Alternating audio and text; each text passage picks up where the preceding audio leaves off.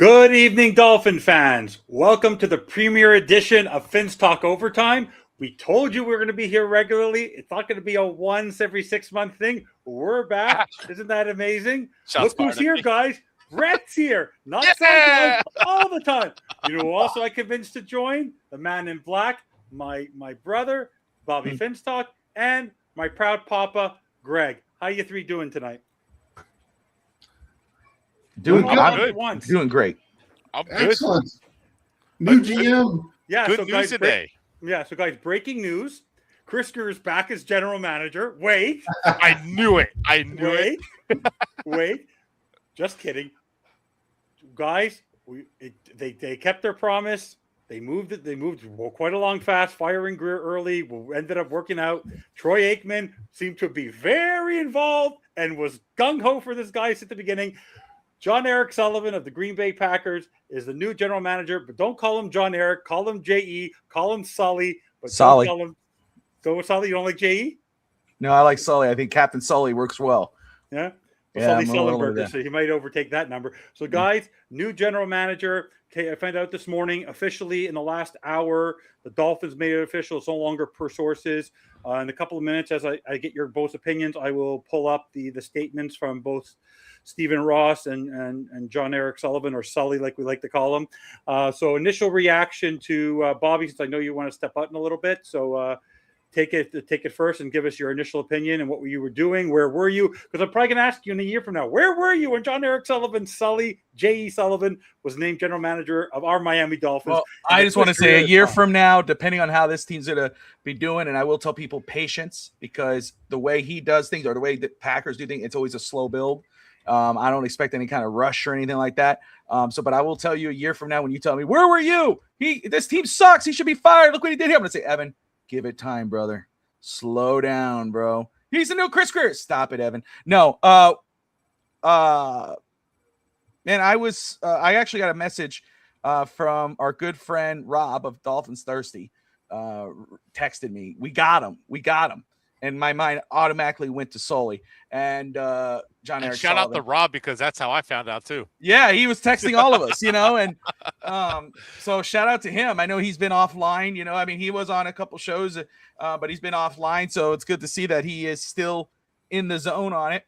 I was very happy, Evan. When we discussed the general managers and when we saw when Troy Aikman was brought on as a consultant, what I zoned in on was when the type of general manager they were looking for.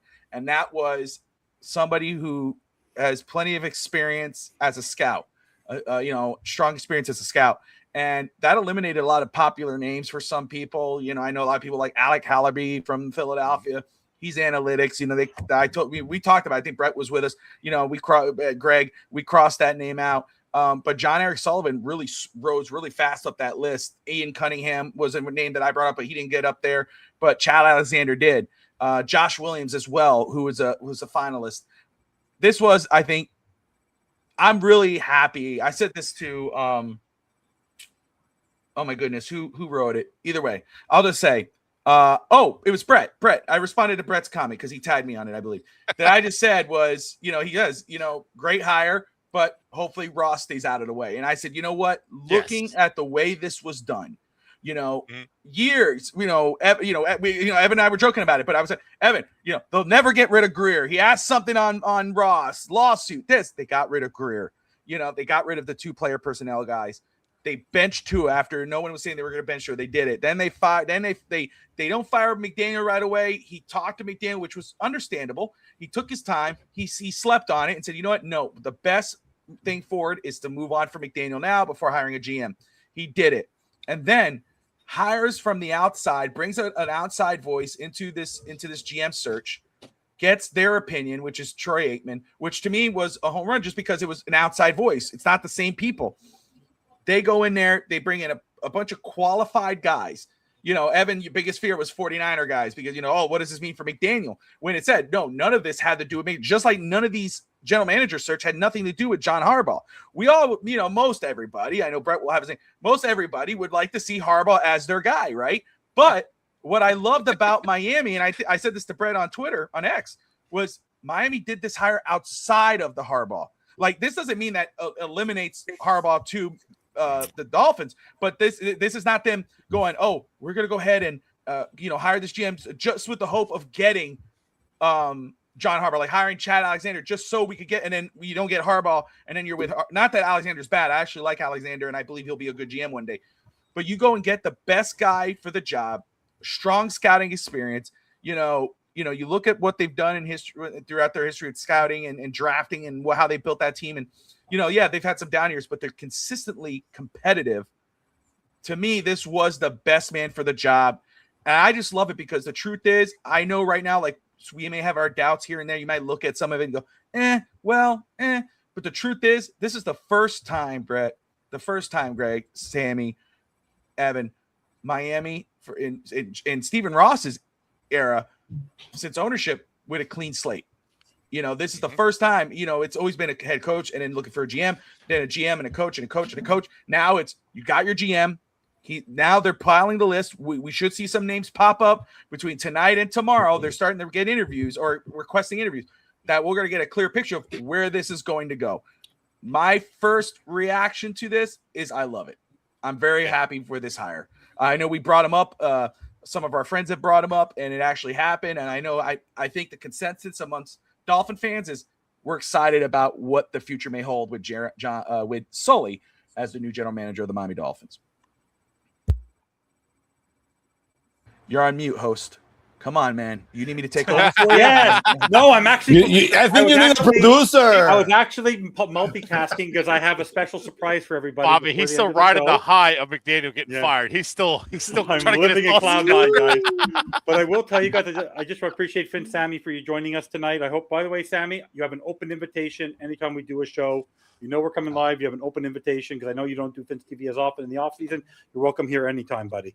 So I just want to take a moment for everyone to read the statements if you haven't had a chance to hear them. So this is coming from Sully. What an incredible honor it is to serve as general manager of the Miami Dolphins, an organization of history, tradition, and great pride. I want to express my gratitude to Stephen Ross and his family for their exceptional opportunity and the belief they've placed in me to lead this storied franchise forward.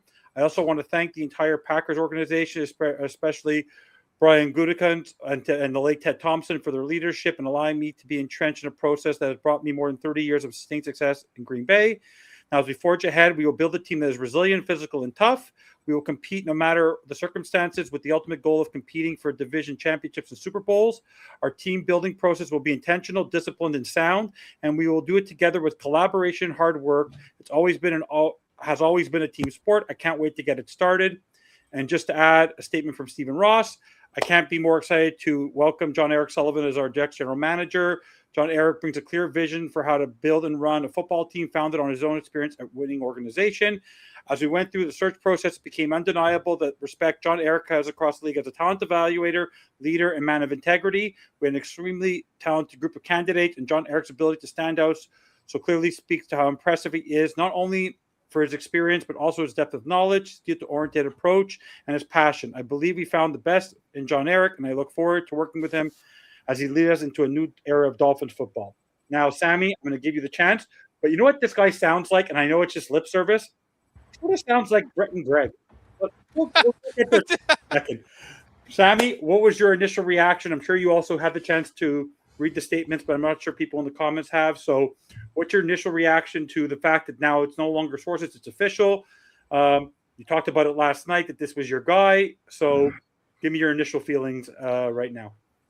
I am elated. I think that this is the right choice. But I had to I know some people the post I did. I had to warn Vince Nation. It's gonna take a while. The Packers way takes a little while. What they let things simmer. They develop players. They often double down if the best available player is there and they're good at the position, but that is obvious that the best available player is someone else at the same position. They're gonna double down. So that kind of worries me because that's something that we had over here sometimes that unbalanced roster. So that kind of worries me. But did he freeze? Steven Ross sucks and Steven Ross did. Oh no. You're breaking up, buddy. Is he doing a mannequin challenge? So no, I think it's the San Juan Power. Oh, there he is. There he is. The San Juan Power outage. I heard Ross sucks. Ross something. I was kind of behind that a little bit. I miss McDaniel. What were you saying? Cheers, Bret. Drink. So basically it's the same thing. Everybody was criticizing that nobody want the Dolphins job. They're more lining up to get the Dolphins job. I think it's a great job, and hopefully Steven Ross get out of his way. So hopefully the son-in-law is a new leaf that this franchise basically starts doing something different.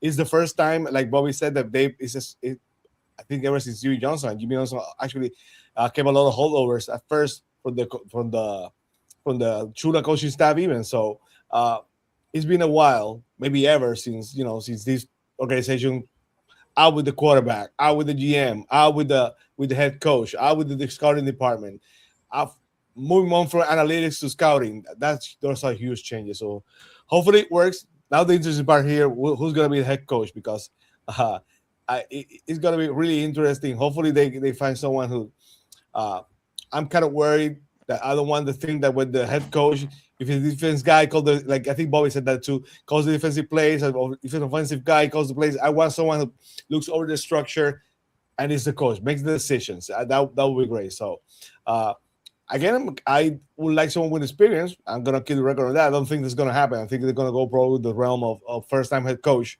So we have to wait and see. But overall, I think it's a great hire. I'm really elated with the hire.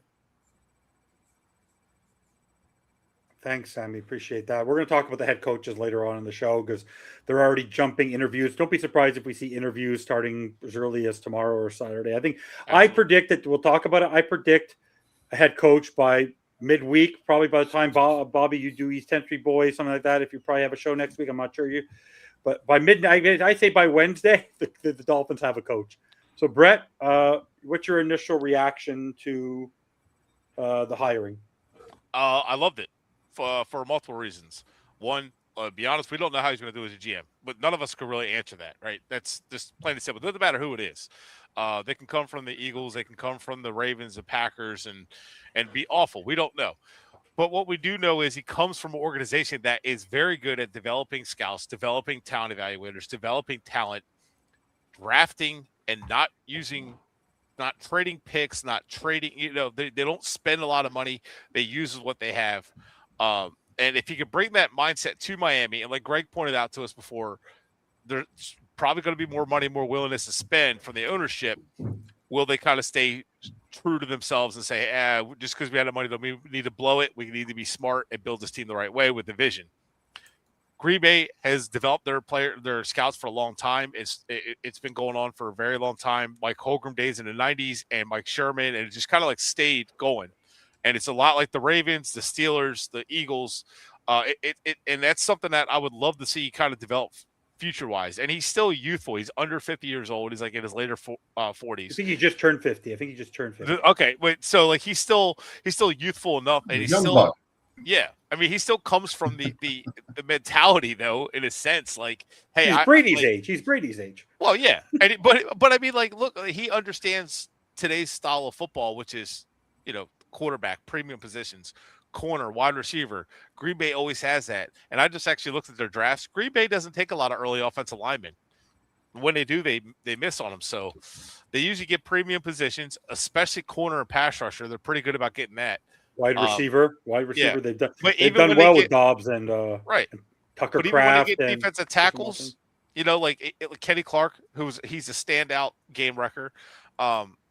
Finn Sammy did bring up a point, though, that sometimes it takes a little bit to get going, and because they're patient, because they see the long-term view, like Rashawn Gary as an example. His first year was just kind of like a transition, but his next year he started really showing out, and after that. So, but the thing is, Green Bay's not afraid to say, we missed, move on, right? That's the biggest thing. Doubling down when you miss and saying, we're going to sign Austin Jackson and Tua and all these awful players that we missed on. Well, that you double down and say, that's our guy. We don't need to improve on. Well, you should just, I missed. Let's move on. So, but I'm excited about that because it comes from that. I'm also excited about the coaches he's worked with in his career, guys from the West Coast system, guys from the Shanahan system. And I know the Shanahan system's a little overhyped, but the rumors of Matt LaFleur could be fired if they lose this game. That could be a huge coach for us. Kevin Stefanski, I don't care what anybody says. he's done well with so many quarterbacks and so many running backs that people haven't heard of, and like no names at wide receiver. He's had constant overturn on offense, but his defense has been good. His offenses have been over. He's got the best out of Baker Mayfield, Case Keenum. Thirsty's here. Hey, Rob. Yo, thanks for giving us all of us a heads up. We were all breaking news from that was awesome. But no, so like, oh God, he's already sucking. No,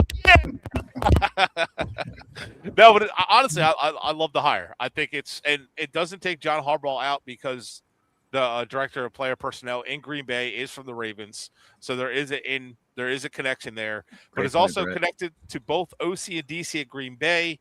Anthony Campanelli, who was a linebacker coach / assistant DC in Green Bay for a year after leaving us. So that's one of the names brought up. So there's a few names that make sense that are younger coach. I'm okay with the young coach as an offensive coordinator, defensive coordinator, as long as they hire the right coordinators and all. Darrell Bevel, our quarterback coach, who's been a respected quarterback coach across the league, he spent a lot of time in Green Bay. The same time Sullivan was there, I could see him staying even as like an assistant head coach. I text that to Bobby. Obviously, Mike McCarthy is kind of like the low-hanging fruit. You know, like, oh, he's familiar with it.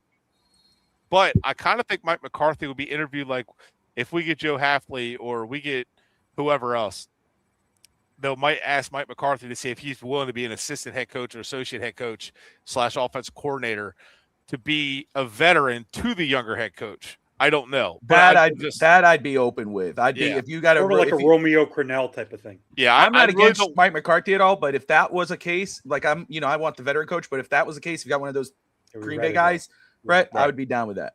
But I'm just going to point out for those of you who want Harbaugh, not McCarthy, Mike McCarthy and Harbaugh have the same record. Yeah, you should. Career-wise and playoff. Yeah, he record. does. Mike McCarthy has one less win than John Harbaugh. And I just want to say, because I know a lot of people, I just want to say too, because a lot of people are saying, oh, well, one had Joe Flacco, the other one had Aaron Rodgers. But, you know, I'm going to say, and I know Josh Wingate is not a big fan of McCarthy because he's a Dallas fan. But if you look at what he did in Dallas and what he did for Dak Prescott, you know, and those three, he coached for 4 years, McCarthy would be a solid at what he did. So you're right. Yeah. For those who are saying Harbaugh over McCarthy or one or the other, it's pretty damn similar down the line. So I want to point out that both organizations, and the reason I like to hire both of those organizations, also found back-to-back quarterbacks in the first round, going from Flacco to Jackson, Rodgers to Love. He Favre to Love. Yeah, but Sullivan wasn't there with Favre. You know what I mean? But when did Favre leave? No, he was there when they drafted Aaron Rodgers. Yeah. No, when did they draft Aaron Rodgers? What year? 2005. Yeah, so he was there. He was there in 2003. He joined in 2003. Okay. I thought he was there a year or two. He was there at the tail end. That's right. He was with Mike Sherman. So he was there. So he was there when they drafted two quarterbacks in the first round. So he was there for that. And so I'm just pointing out that he understands, and they got those quarterbacks in the 20s. I'm just saying, Drew Allard in the 20s, I'm okay with it. Me too. So, Greg, before you go, because you got the floor is yours, because you've been so patient. Because this is the statement this is something that Jon Eric-Sullivan has said, and I want you to lead into it and take the time and expand on it, being our more experienced, and you've coached and you've developed. When I was done playing, okay. So before, what I realized early, I missed here. He explained his approach to team building. I've always been taught that the draft is your lifeblood. You build through the draft. It's a young man's game. You want to make sure you're acquiring young, talented players that fit your culture. You supplement through free agency. Those are dangerous waters to tread in all the time because teams typically aren't moving good players who are healthy or are good in the locker room. Chris Greer. You've got to build through the draft and supplement the free agency. You always have to assess your quarterback situation. Make sure you have the trigger man you can win with. He's not a fan of groupthink. If you think agreeing, nobody is thinking. If I'm a decision maker and have a bunch of guys in the room tell me what I want to hear, that's not very valuable to me. Seems like something like Greg. This is sort of how you behave. And basically, you just read the quote that basically I was like, yeah, this is.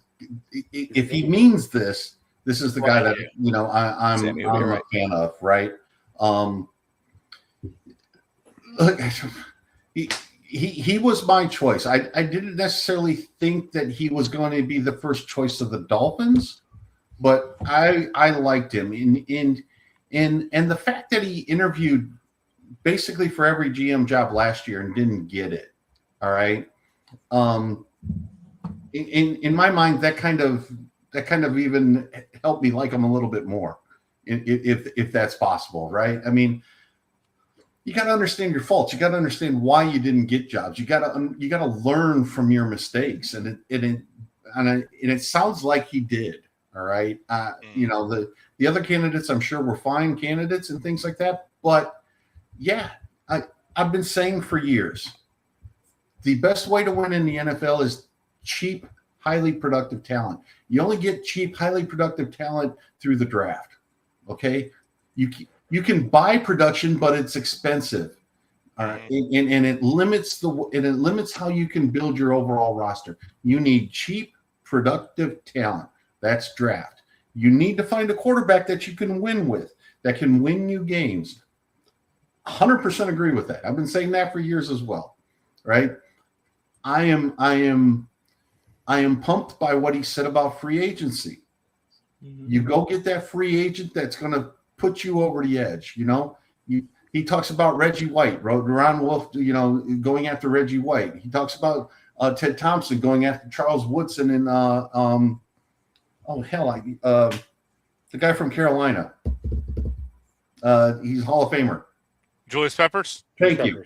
All right. I had it. I was thinking of him 5 minutes ago before I got out, and all of a sudden I moved brain lock on me. You know, those are the types of players you get in a free agency. You don't need to do big free agent spending free. You fill the holes and you get an impact player when you need it. Mm-hmm. So I am pumped by this. Yeah. My only caveat, okay, and I say this because I grew up in Chicago. I've been kind of a fan of the Packers because I didn't like the Bears. All right, for a long time, right? So it's always fun to go to my Chicago friends, and I still do. But their unique ownership system basically prevents them from spending a lot of money in free agency. Mm-hmm. Now he's got an owner who basically has limitless pockets. You know, I mean, he'll buy you whatever you want in a way. He's buying him a house. He's a sugar daddy. What is this? Yeah. I just hope that he doesn't fall into that trap that, hey, let's continue to do this the way we did it in Green Bay. Build through the draft. It's a winning model. Build through the draft. You know, go after your positional value, high positional value early in the draft. All right. And find that trigger man. Yeah. Mm-hmm. You do that, you put yourself in a position for sustained success. It doesn't mean you're going to win championships. It doesn't mean you're going to be in a Super Bowl, but you're always going to be in the conversation. Yeah. It's just like Green Bay, Baltimore, Pittsburgh. Like, we never look at Pittsburgh, even in down here, and say, oh, they're a bad team. You always look at Pittsburgh, even with the backup quarterback, Mason Rudolph, and you say, they can beat us because they're always a well-coached team, and they always have some talent on there, right? So it's that, and that's what Green Bay is, one of those teams where it's like they're never a walkover, even in a bad season. And they're not afraid to go get back. They're not afraid to go get QB competition, and they're not afraid to go. Even in Green Bay, nowhere they have the right backups at the right time, and the next man up, and they go get coaches. You know what I like? They go get coaches who have been head coaches before, and are willing to make them DCs to audition. They're not afraid of bringing in people that can help to make the team better. But they're also not afraid to say, this is what we do. He doesn't fit that. We're not drafting him. He's off our board. That's something I love because this is what we do. This is what we go for. And, hey, that coach got fired. We're going to bring a coach in who's similar as far as ski-wise, who does what we do because we can keep our drafting system the same. And I'll say this as well, all right? We don't want Mike McCarthy anywhere near this team. I really don't. You really, really don't. I'm hoping it's just because it's just putting links together. He burns bridges everywhere he goes, and there's. Hey, if you've been with Jerry Jones, you're cursed. Well, I also think that he did burn, from what we heard, he burned the bridges in Green Bay, and I don't think that he's on the radar. But the only reason I mentioned him is because a couple people were linking it that Mike McCarthy, but I think that's just the whole simple, oh, he's coached the Packers when he was there. You ask, let's put it this way. I know quite a few Packer fans. Not a single one of them likes that guy. And they loved it when he went to Dallas. Absolutely loved it. Yeah, well, wait. That kind of points to your point that you get the quarterback and the front office, and the coaching falls, and everything kind of falls together. Yeah, I know. Anyway, it works. So Sammy and Bobby, I want to just read you guys this. What was your initial reaction? Because I'm not sure when you hear this. A scouting intern in 2003. He was in his late 20s. Then he became, for 4 years, he was an NFS scout for football operations. Then college scout in the Plains area from 2008 to 2011. Then he was a college scout in the southeast part of the U.S. from 2012 to 2015. Then he was a director of college scouting for 2 seasons from 2016 to 2017. Then for 4 years, 3 to 4 years, he was the co-director of player personnel. And then he became the vice president of player personnel from 22 to 25. So when you hear that, Bobby, and then Sammy, is that a good enough resume to be a general manager in the NFL? Have we ever had that here? Yes. Lengthy. It's a great. Lengthy. It's pretty amazing, eh? It's pretty amazing that a guy got. I want to get your reaction by it. Like, we had a guy here for 25 years, and he didn't have much. This guy actually has been with the same franchise for 25 years, and actually was successful. Right. Well, and it's not just about being successful, because Greer was with Miami as long as Jon Eric-Sullivan was with Green Bay almost.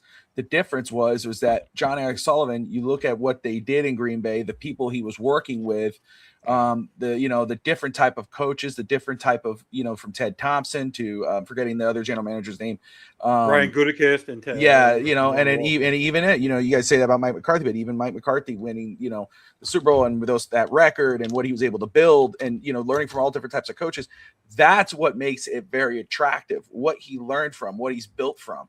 The difference with Greer is, you look at who Greer learned from and where he came from, it's not as attractive. That's what stands out to me about Jon Eric-Sullivan. And, I know a lot of people are already jumping on the boat of, oh, this guy's the automatic favorite and that guy's the automatic. I just let it play out. Yeah. There's names that are being thrown out there that I'm like, that guy's only been a coordinator for a season. This guy's only done this for it's the same thing over and over and over again. Again, my preference is a veteran coach. But with how everything's played out, I'm okay. Like if they once the names come out, I'm not going to be all, bung humbug or whatever, Scrooge over any name that comes out. I know what my preference is because I'm kind of sick of coordinators, but I think Sammy hit the nail on the head because I've been preaching this for a while. I want a coach who's going to be the head coach. I don't want a coach who's going to, unless it is a guy, again, with experience who's done it before, who's, that the Andy Reids of the world, the McCarthy's, the whatever. But if it's a coordinator, I need a guy who's going to be a coach. I don't need, go get Lafley. Well, if he's going to call defensive plays, I'd rather someone else go get him. No. I want a guy who's going to be being the head coach, hire a great staff, put a staff together. That's what I would want. And that's what I hope Sully would want. But again, we'll wait and see. We'll wait and see. I won't be calling him McDummy or McDumbass, or he doesn't have a name where I can make fun of him, guys. But I just wanted to ask Sammy this question. So I'll find a way to make fun of him. I know. If I have to.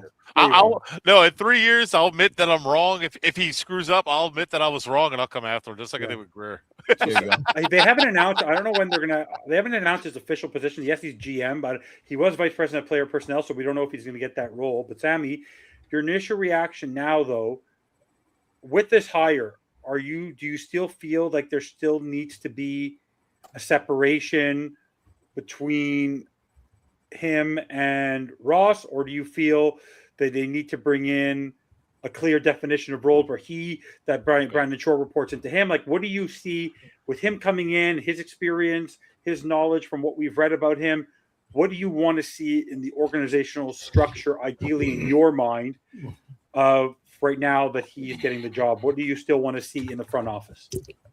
It's interesting because I do believe that the way they're going to set up this is they're going to have Brandon Shore on top and everybody under. So, that's going to create a lot of restraint for for the money wise. But what really worries me going under is that the Packers have been famous even from the 90s. So if we're going to grant you, even same as the 49ers, we're going to grant you an interview, but if you leave, you cannot take anyone from here. You're not going to take assistants. You're not going to take scouts. You cannot take anyone from here. And they had kind of an honor system in the 90s after Holmgren, where if you leave, you cannot take people from the organization. So if that's still the case, it's going to be very interesting to see as to why, where, how he's going to get the people he needs to rebuild the Dolphins front office, the scouting department, and everything else. That could be a challenge if that's the case. Hopefully I'm wrong. Hopefully things have changed so much that that's not the case anymore. But it used to be the case that way with the Packers, with the 49ers, they were very strict. You can leave. We're going to grant you the opportunity to interview whatever, but you cannot take assistants. I think Mike McDaniel had that same problem. He could not take assistant for the 49ers when he came here. So it happens. We have to wait and see. But I'm afraid Brandon Shore is the man on top, the one who reports to Russ, and then everything's under. If that's the case, it basically goes with the same philosophy. We gotta get a GM who is gonna rely a lot on the draft. Who's gonna be cost effective. I think the coach said it. Coach May said that you gotta have to draft well. You have to draft a lot. You're gonna have to get a lot of young talent to supersede the problem that you actually have a quarterback next year that's not gonna be there, but it's gonna cost you against the cap. So that's a challenge. So it's gonna be interesting. But I do believe that they're gonna say Brandon Shore is on top, which I don't like. And then that he's gonna have problem basically building a scout team and a front office, because I don't think the Packers are gonna let anyone come here with him to the Dolphins. Yeah, before you talk, Brett, I want to lead in. I want you both and Greg to follow up, but I was going to ask a question that now I'm losing my train of thought on. But you could go answer, continue to say on the same line, and I'll come back with the question. So I don't know that. So Brandon Shore's listed as of right now, the Senior Vice President, Football and Business Administration. So he's built the team for 16 years. So he pretty much started with Ross. He's pretty much been our cap money guy forever. I don't suspect that he's necessarily in charge of anything other than managing the cap and money and spending. I'm pretty sure he's the mouthpiece for Greer of what they're allowed to spend. He's like the accountant, if you will. Like he's the mouthpiece to say, like, this is how much we're allowed to spend, and he's the one that, like, Ross says, go ahead, get this guy. Go ahead. How much is that trading those draft picks to move up in the draft? How much more is it going to cost? How much is that free agent going to cost? I'm pretty sure that's kind of but I think that they need to have clear and defined roles. That's been a major issue with the Dolphins for the entire time under Ross. Roles have not been very clear. Guys have fought and argued. Philbin was given some say over the roster, but then Ireland wanted control. He got rid of Ireland, and then he tried to find a GM to work with Philbin, and then that didn't work. He fired Philbin. The GM walked. They promoted Greer. It was like, whose role was what? Then you had like Tannenbaum, and it was always like, who's making these decisions? You had rumors in 2018 of fighting over which quarterback they wanted, so Greer took a safety. The final say. Yeah, so it's like it was always clear and undefined. It was pretty common knowledge where, like, people at the Senior Bowl were talking about how sloppy and messy it was, because I was down there in 2022 when they were looking for a head coach, and the talk was like, can't believe they got rid of Flores and kept Greer, and like, who the hell's going to want to go to that mess right now? And that's what they're so.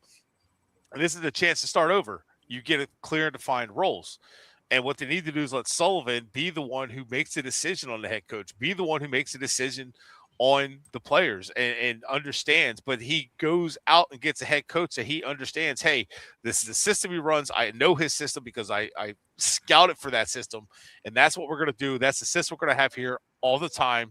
So no matter who our head coach is, no matter who our offensive coordinator is, who our defensive coordinator is, we're going to run the same system or variations of, so we can always get the same players no matter what. Going from Mike McCarthy to Matt LaFleur, the systems were close enough to where Green Bay still gets the Green Bay style players, and they still do the same thing, and the system's smooth transition. So that's so clear defined roles would allow him to do what he does best. If not, then it's just a failure on Ross to not allow guys to just work to their strength, because that's what leadership does. Hey, this is what you do. Do it. Here's the free range to do what you do best. Go do it. And if you don't do that, you just cause issues. Like if he goes against John Harbaugh and say, "Oh, I hired you as a GM, but I'm getting John Harbaugh. He gets all the say of the roster." That would be kind of crappy, because, I mean, at that point, Sullivan would have just stayed the VP of player operations under Gutekunst, the GM in Green Bay, versus working under John Harbaugh in Miami. The point of him getting the GM job was to be the GM, to be the guy. Yeah. That's my opinion. Yeah. So, I want to ask Greg that. So, Greg, I'm sure when in the interview process, Jon Eric-Sullivan was given a mandate. What do you want in your role? I can't see him basically coming in here and having to report to somebody who's already been here already. Like, let's say you're the owner, or they bring in someone he wants to work with who's a VP of player personnel, and if he doesn't want to do it himself, or if he decides, I see him being the lead guy and being able to build his stuff, because if he doesn't have full control, why does he take this job? So what do you want? And what do you think when you find out exactly what his role is? Because people are going to ask what the setup and the structure is going to be. What do you think he got, and what would you expect? What would you want him to have in terms of the control and power in the front office? I from what I've read, and basically I didn't know who Jon Eric-Sullivan was up until maybe 2 or 3 days ago, right? But from what I've read is he was a hot commodity. He was somebody who was going to be a GM very soon, very, very soon. If not this year, then the next year, right? He's been basically groomed for this his entire professional life. That being the case, I think he could make some demands to say, this is what I want to do, and this is how I want it to be structured. This, of course he's reporting to somebody, all right? But I would be shocked if he didn't come out and said, you know what? I'm the football guy. Football decisions start and stop with me. Mm-hmm. And this is where, and it can't be any other way. Yeah. All right. You might be able to constrain me on how much money I got to spend and things like that. All right. But that's part of football. That's part of the business. All right. You got to understand that going into it. But as far as draft, as far as the scouting department and things like that, I think he basically has to, I basically think he has to be that guy. Okay. And God of Thunder is correct. He has interviewed. He interviewed with the Jags, the Raiders, and everybody last year. I followed my follow-up question, and I want Greg you to outline it, and then I'll go back to Bret and then Sammy. I know there are only Indiana's up 20-7. Yeah, they were up, but Dante Moore is doing exactly what I thought he would do. I understand. We said it even last night on a phenomenal show we had on Real Talk Fins Talk last night. But I understand there's only 32 roles, 32 GM jobs. Why do you think, Greg, of all the opportunities he had, what made him sit? Because just because you offer him the job doesn't mean he has to take it. There are 4 people who denied the job before we were forced with Dennis Hickey, right, Bret? No one wanted this job when Philbin was here. Why does Jon Eric-Sullivan want this job? What is? Give me a good reason why. What's the enticement? Not because we're Miami. What do you believe? That this is an attractive job for a general manager? Have you ever been to Green Bay?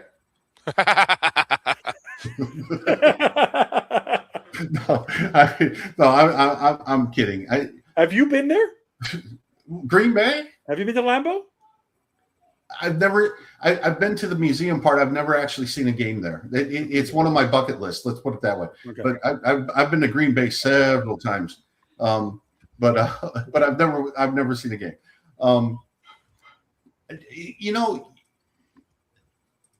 You're coming to an organization that I believe has a passionate fan base and has an owner that is willing to spend.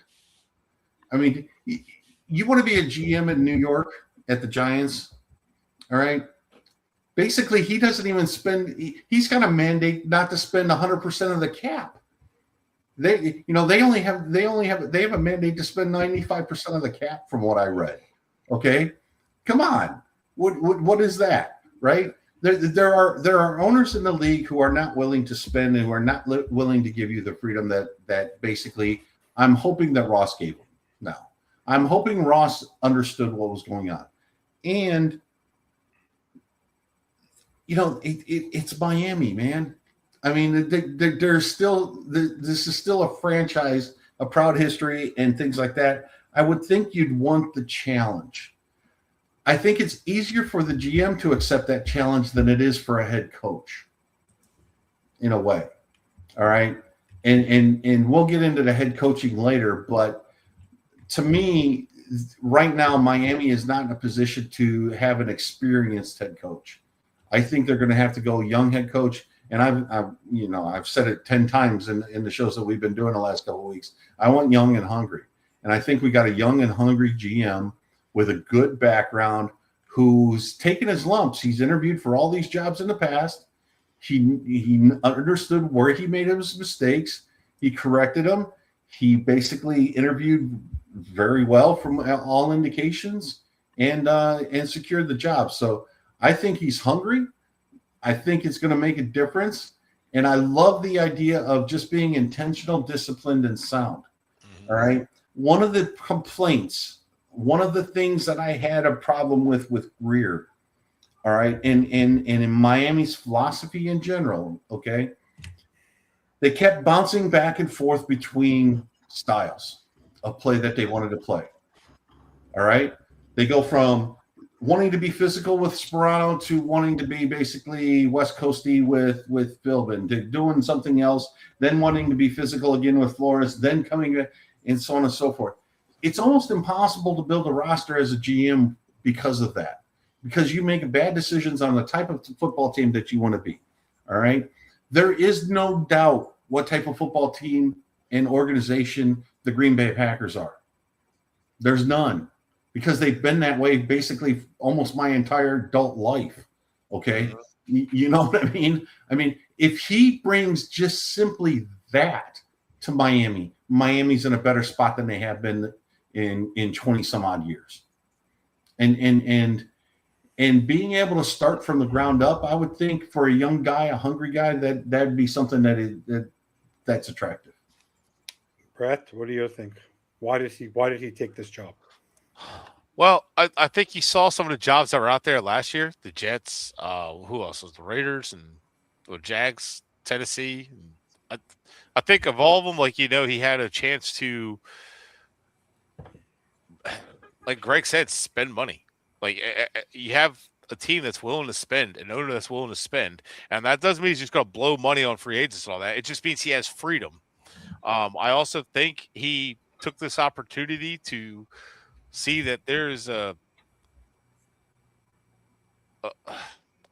division that is a challenge, right? But a chance to really compete in that division, a chance to, because I mean the Bills are good, but they kind of showed their weaknesses this year, and the Patriots I don't think are hard to catch necessarily. And then, well, there's the Jets, so that's like the Make-A-Wish Foundation team in AFC East. So you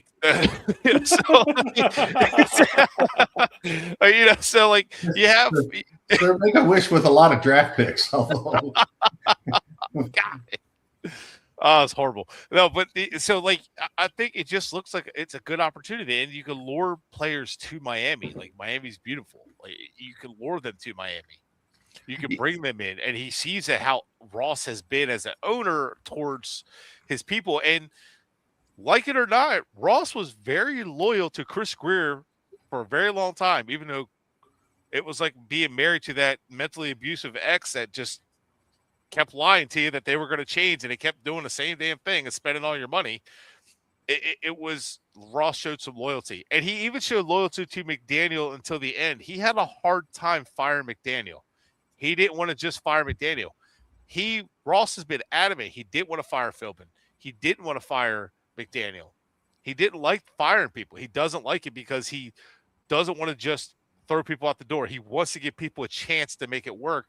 And I think that's something that Sullivan probably saw, like, hey, this owner does want to give it a chance to work and give you more than 2 years. He's not just going to throw you out the door. That's not work and get out. So I think because he's shown patience with the front office for most of his career as an owner, I think that kind of makes it attractive. Now, yeah, you got the money thing, but here's the other thing. The guy who wrote the contracts didn't leave town. He's been with the team for 16 years, and he's managed Ross's money the entire time he's owned the team. So you have that. That's something I think people overlook with Brandon Shore. He's the one that wrote the contracts. Oh, how are we going to get out of Tua's contract? Well, I'm the guy that wrote it. I know all the ins and outs of that contract. I'm the one who set it up. I have ways out of it. I can save. I know exactly how we can manage it and save money. I know how all these contracts.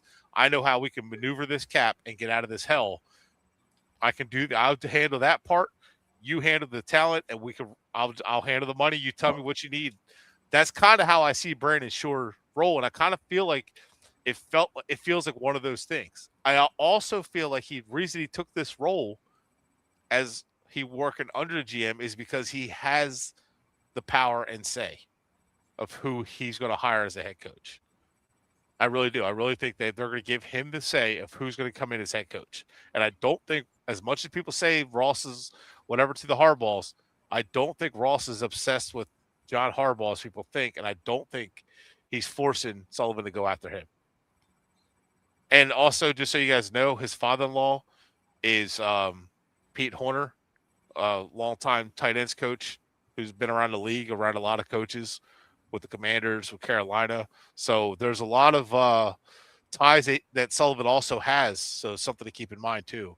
So it's something that I think just because he's been in Green Bay, his father-in-law's been around. I think his dad was a coach, so he sees all the things around. So I think he feels like this is a good position for him to be in. And let's not forget, all right, we make fun of it in a way, but Miami's ranked at number 1 in facilities and in places that players want to come to, coaches want to come to, and things like that. It's an easy sell, right? Well, that shows commitment by the owner as well. All right, and it's a lot of these little things that I think make Miami attractive. Yeah. I agree. He wants to bring fans because this cup that I got at the game costs more than some of the tickets that cost this season. This cup is like $13, eh, Greg? Was it like $13? Oh, absolutely. And I'm getting like 4 or 5 emails a week wanting me to come back to be a season ticket holder. So, hey, Sammy, keep going. Sammy, we have no choice next year, eh? Fan club weekend, eh? I have no choice this time now. McDaniel's gone, but Sammy, why do you think? And you're going to have something for that game. I know. So, Sammy, what are your initial? Why did he take this job? What for you attracted him? Yes, it's a GM job. Who wouldn't turn down a GM job? But what entices a guy who committed 23 years of his life to the same franchise to want to come to a franchise that is basically from the ground up? It's a blank canvas. Basically, it's a blank canvas because they're giving you they're taking that thing onto the studs. They basically when they got rid of Greer, got rid of McDaniel, now you don't have to keep the coach. Then Tua's going to be a huge cap hit, but basically they're going to basically build it for him. They're going to build it by drafting. So basically, it's a blank canvas. It's interesting. It's a challenge. It's a challenge for everyone wants the opportunity to grow in their job, to grow in the profession they have. So for him to come to Miami, he's going to have the opportunity. Probably Ross is the one who told him, listen, you can go to the draft, but you have anything you ask for, just ask around. If you ask for it, you'll get it.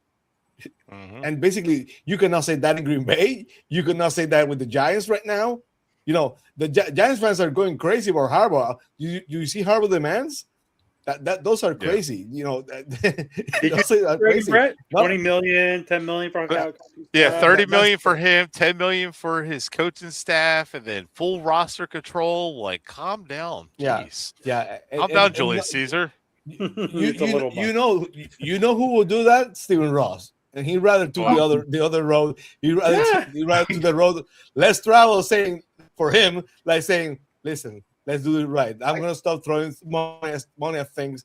Let's build it from the ground up. And it's a challenge, but he took it. So I like that. What you're going to say, Greg? I'm going to say, I said it last night about Harbaugh, what his demands were going to be. He's going to demand to be the highest paid coach in the NFL, and he was going to want 7-8 years or something like that. He's looking for a $200 million golden parachute right now. That's what he's looking for. And you know what? Go ahead, Brett. Go ahead. Who's going to pay that? Because like a team that still has to hire a GM and pay for a GM on top of that, like that's going to be insane. Like so, it's going to And Harbaugh hasn't won a Super Bowl. He's been a winning coach, but he has a losing record, a lopsided record to the Steelers and Mike Tomlin.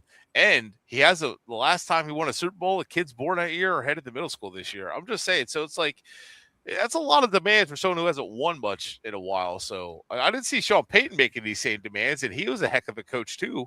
So I'm just saying that. Sean Payton won with Drew Brees. He won with Joe Flacco. Yeah. Well, that's foul. But I'm just saying, like he won with Joe Flacco, but he also won one with Drew Brees.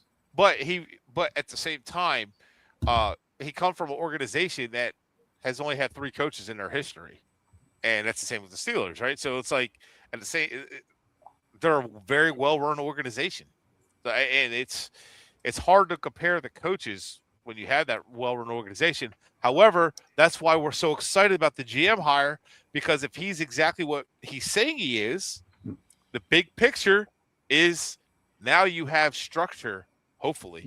And if you build structure, that's what we're looking for. The coach and everything else will fall into place. That's why I keep saying, get the structure, get the system, everything else falls. Yeah, you build it, you build the structure, you maintain the same philosophy and make sure it's the winning philosophy. Oh my God. Coaching takes it up.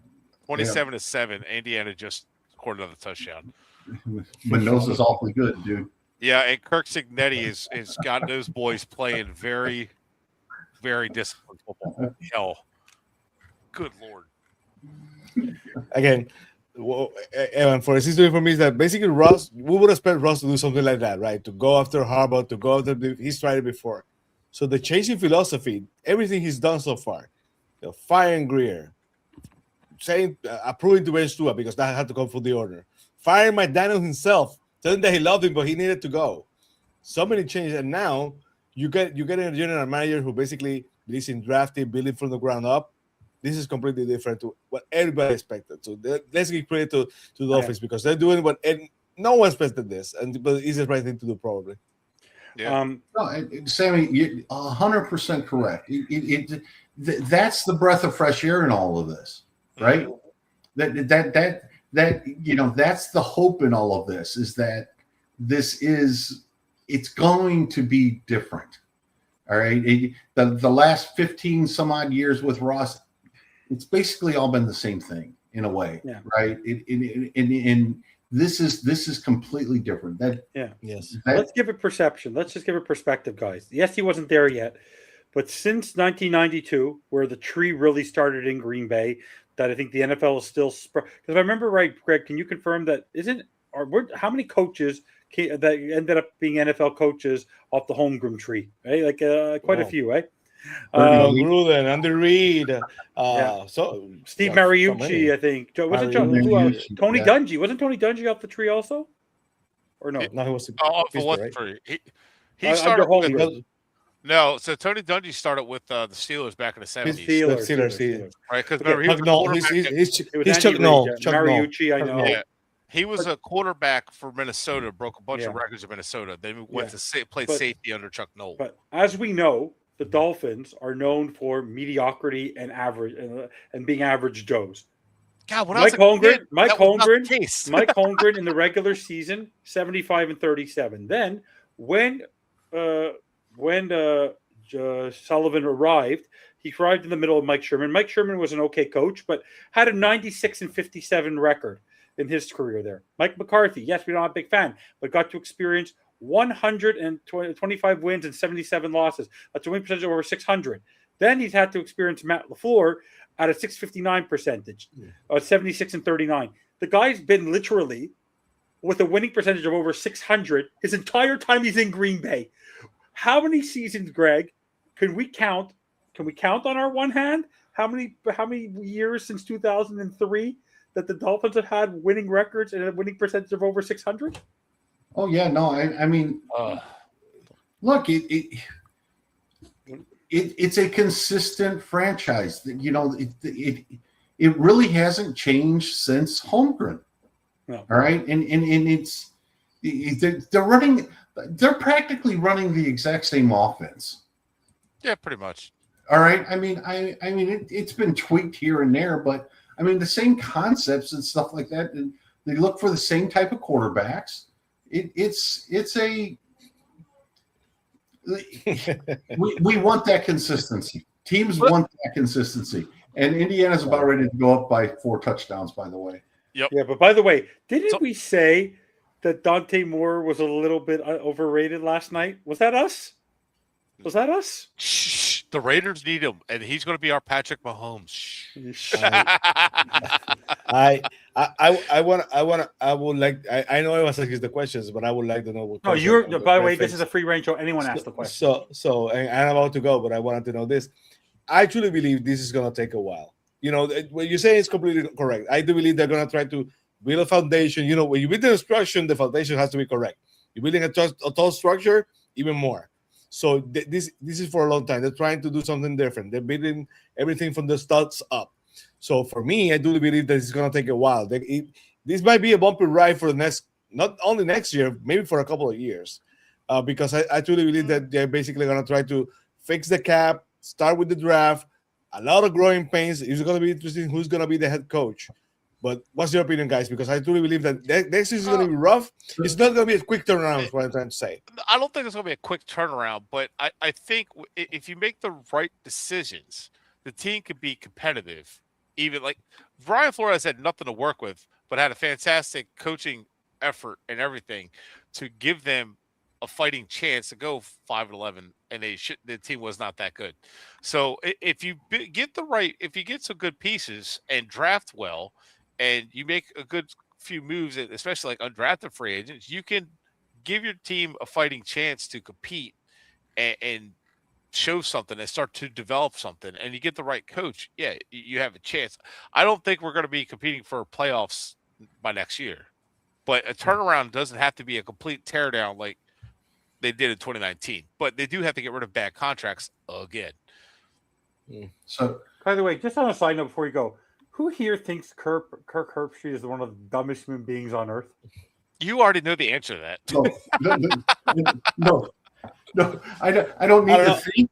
Every time he speaks, he proves it every week. I don't know. He's god awful. I'm pretty sure he's smarter than me football wise, so I'm not going to. No, he talks. No, he's not very smart. Listen, he doesn't represent Ohio State, okay? But why does he talk? Why is he allowed to speak? You traitor! Totally off topic, guys. Greg, why is he allowed to speak on television? Oh, I have no idea. He's a good-looking guy. He's an empty suit. I mean, basically that. I don't understand it. I don't know. That was going to be my question. Is it worse than Collinsworth? Look, I'm not sure. But he's Rico's gotten a lot better. You know what I mean?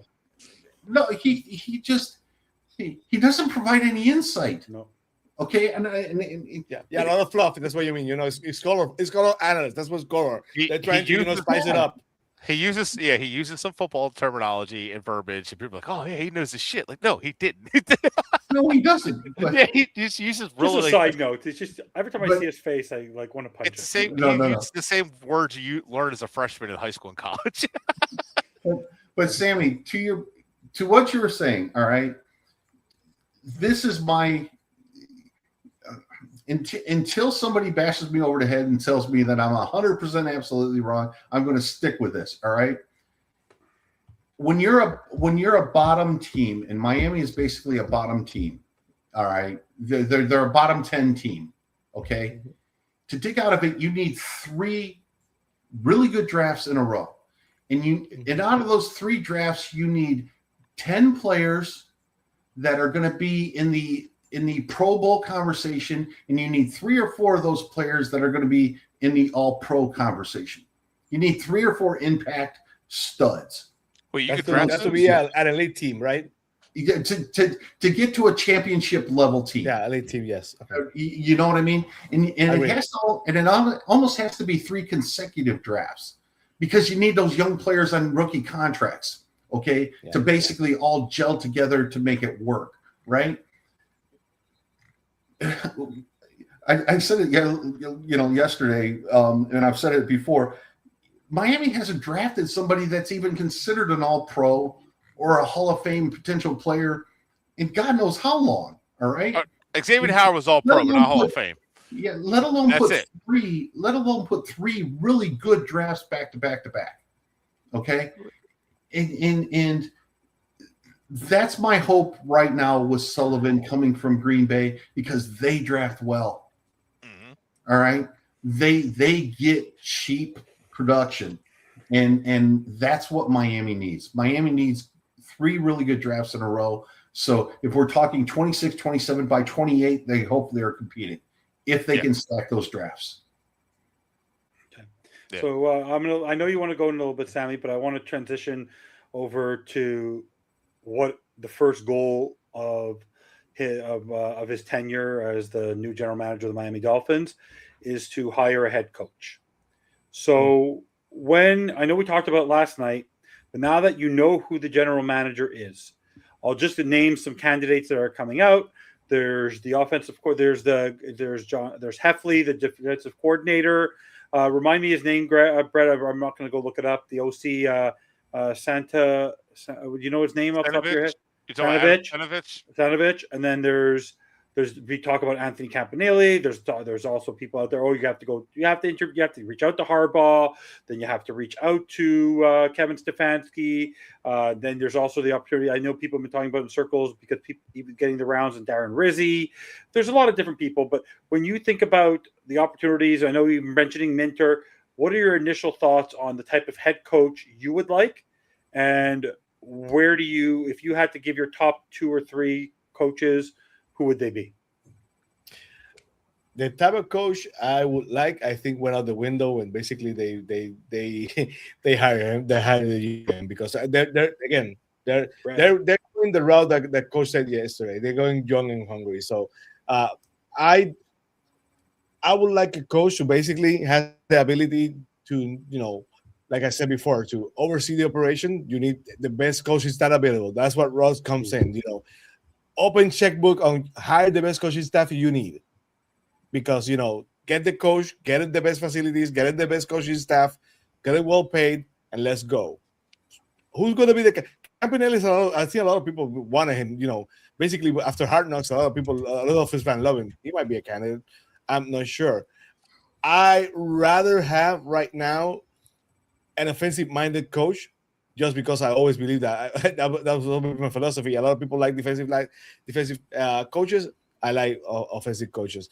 After McDaniel, probably disciplinarian, because that's what happens. You get a players coach and the disciplinarian. That's a disciplinarian, the players coach. So what's next? Probably the disciplinarian. So he's going to be a hard-nosed coach who basically knows what he's doing. Probably a first-time head coach. I don't think he's going to go for experience. So no one comes to my mind over the Campanelli right now, but it'll be interesting, and we'll have to wait and see, because that's going to be the key. Because if not, 3 years from now, we're going to be in the same spot. With the same general manager, he's not going to fire. We're going to be in the same spot that Danny had us hire. So we'll have to wait and see. Brett, just to let you know, this is my comment of the night. Yeah. Yeah, thank you. I love it. So, for me, as far as like coach, I don't care experience, offensive coordinator, defense coordinator. No, that really matters. You look at McDonald in Seattle, and they're doing just fine offensively. John Schneider, great head. Where do you think John Schneider came from, guys? Right. So, like Green Bay. It doesn't really matter as far as like what they coach from. I understand the philosophy of wanting an offensive guy, and yeah, there's tendency for defensive guys to like, oh, I don't want a rookie quarterback, I want the veteran quarterback, I want the run game, this and that. I understand that. So I get why people are hesitant with defensive coaches. Mm-hmm. But I don't mind non-experienced either. Sure. I mean, my top two guys would be Kevin Stefanski and Matt LaFleur. If LaFleur gets let go, he'd be my top guy. Stefanski just been fantastic with different quarterbacks. Case Keenum, Baker Mayfield has got the most out of. He's done well with not great to work with on offense. With that said, the coaches that I've seen with like Jeff Hafley, Anthony Campanelli, I actually really like his moxie. He coached in Green Bay.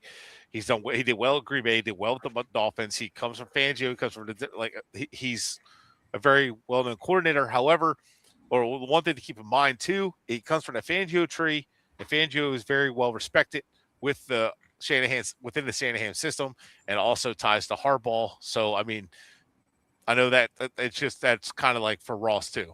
But one guy I actually kind of like is Clint Kubiak, because obviously we know who his dad is, right? Seahawks? Kubiak. Yeah, he's a Seahawks offensive coordinator.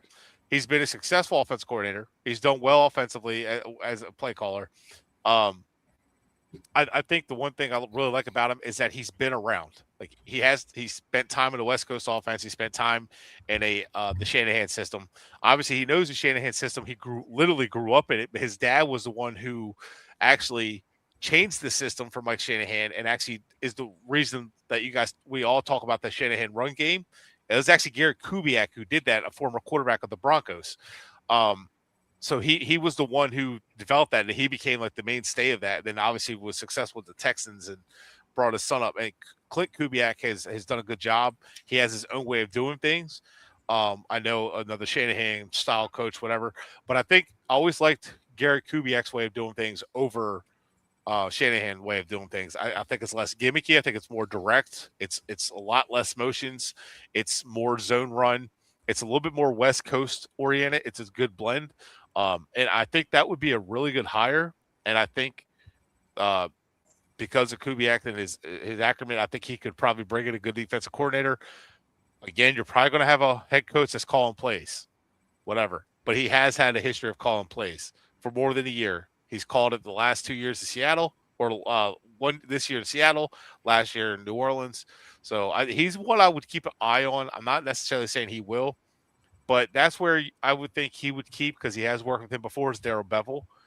I think it would be maybe a good decision to keep a guy like Darrell Bevell, who's been in that system, the West Coast system, who's been in Green Bay, who knows Sullivan, who's been a quality quarterback coach everywhere he's been.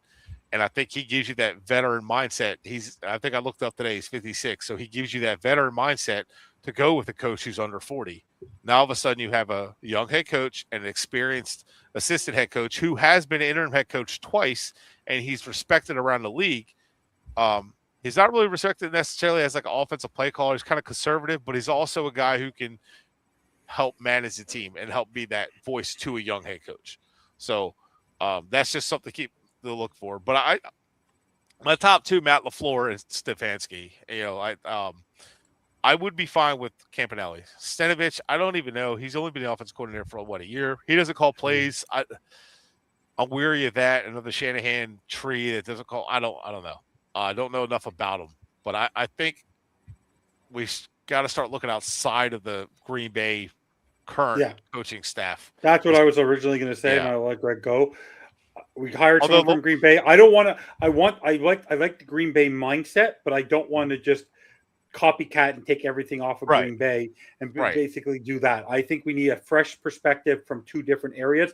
These guys, I actually would prefer the Sullivan hire someone that he doesn't have a relationship with yet, that he interviews, that wows him, that he can build a rapport with, not somebody where this is a nepotism, because the Dolphins suffer from nepotism and suffer from basically constant loyalty. I don't want him to go hire somebody who he's loyal to, that he's known for a couple of years in Green Bay. Then if the guy's not successful, we're all over again, where the Dolphins don't fire people, they're not afraid to let go people. I don't want him to hire someone he's friends with. I want him to hire somebody who's a good football coach. But Greg, what are your thoughts? Also, I want a coach like Cignetti who's pissed off up 35-7 when his team just made a big. Okay, go. He reminds me of a guy who doesn't smile so often with glasses on this network, especially when they hired Troy Aikman as a consultant. So, So, Greg, you want Go Matt ahead, LaFleur. Greg. You like Matt LaFleur. I would take Matt. Matt LaFleur is the exception. Matt LaFleur is the exception.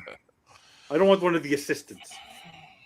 I think it's too early to tell. I'll say that. I think there's going to be a lot of coordinators, maybe even a couple of current head coaches that are going to become available here during the playoffs.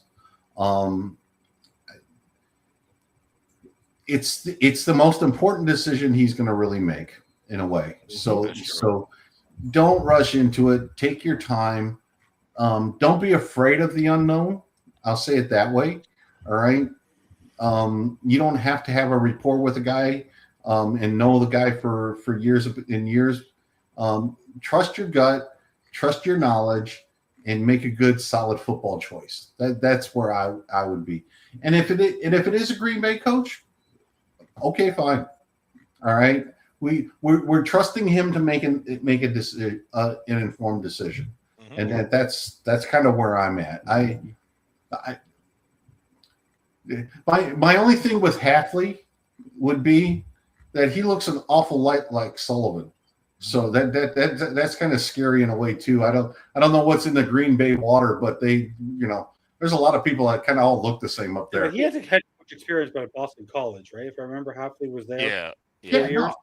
For like 4 years. He was 4 years. Yeah, he was below 500, but still. Yeah, they were the first team to opt out of the bowl games in 2020 as well. Yeah. No, but Hafley is a hell of a football coach. So I don't think you could go wrong hiring him. And I was just joking about that, but but you're right though. He kind of looks like Jim Carrey from Me, Myself, and Irene with that high and tight flat. and I guess everybody in Green Bay has to have a bad beard. I don't know what's going on there, but anyway. It's gonna be Hank when he's mad. All right, I'm memeing it. We need to hire him. I need to make these memes. The greatest joy is that we stole somebody from Green Bay Packers. So anything I can steal from Dave Stager, I'm okay with, guys. Dave, I heart you still. Yeah, I'll call you a little bit, buddy. I never got the call. I got stuck at work. Oh, did you? Yeah. No. So I don't know. For me, why do you think do you feel like if you had to, right now there's a whole Rooney Rule, guys, where you have to bring in 2 minority head coaches. So off the top of your head, outside of the organization, is there somebody that you guys feel would be an attractive person who the Dolphins should consider interviewing? Ron Rivera, Vance Joseph. I'm just giving names. Raheem Morris. Who would you guys consider, not just for lip service of meeting the Rooney Rule, but who would you be interested? Antonio Pierce. Who would be somebody that you'd be interested? Bret, I'll start with you, and then Sammy, and then Greg. That appeals to you, that would meet the Rooney Rule, but you would also be comfortable being your head coach from the perspective as a coaching prowess. I kind of like a guy who has a really underrated team system, like a Brian Flores. I'd love to just kind of kick the tires on a guy like that. Too soon? Too soon? Not too soon. No. Honestly, if I'm going to do something, I've always been one of the, if I'm an owner, has to do a Rooney Rule, I'm going to make it worth my time. At least get someone who might just hold, now hang on now. I might actually give this guy a chance. You know what I mean? Don't waste your time. So get somebody good. I think Weaver doesn't count. Weaver doesn't count. Yeah, you can't. You have to now the new team rule anymore.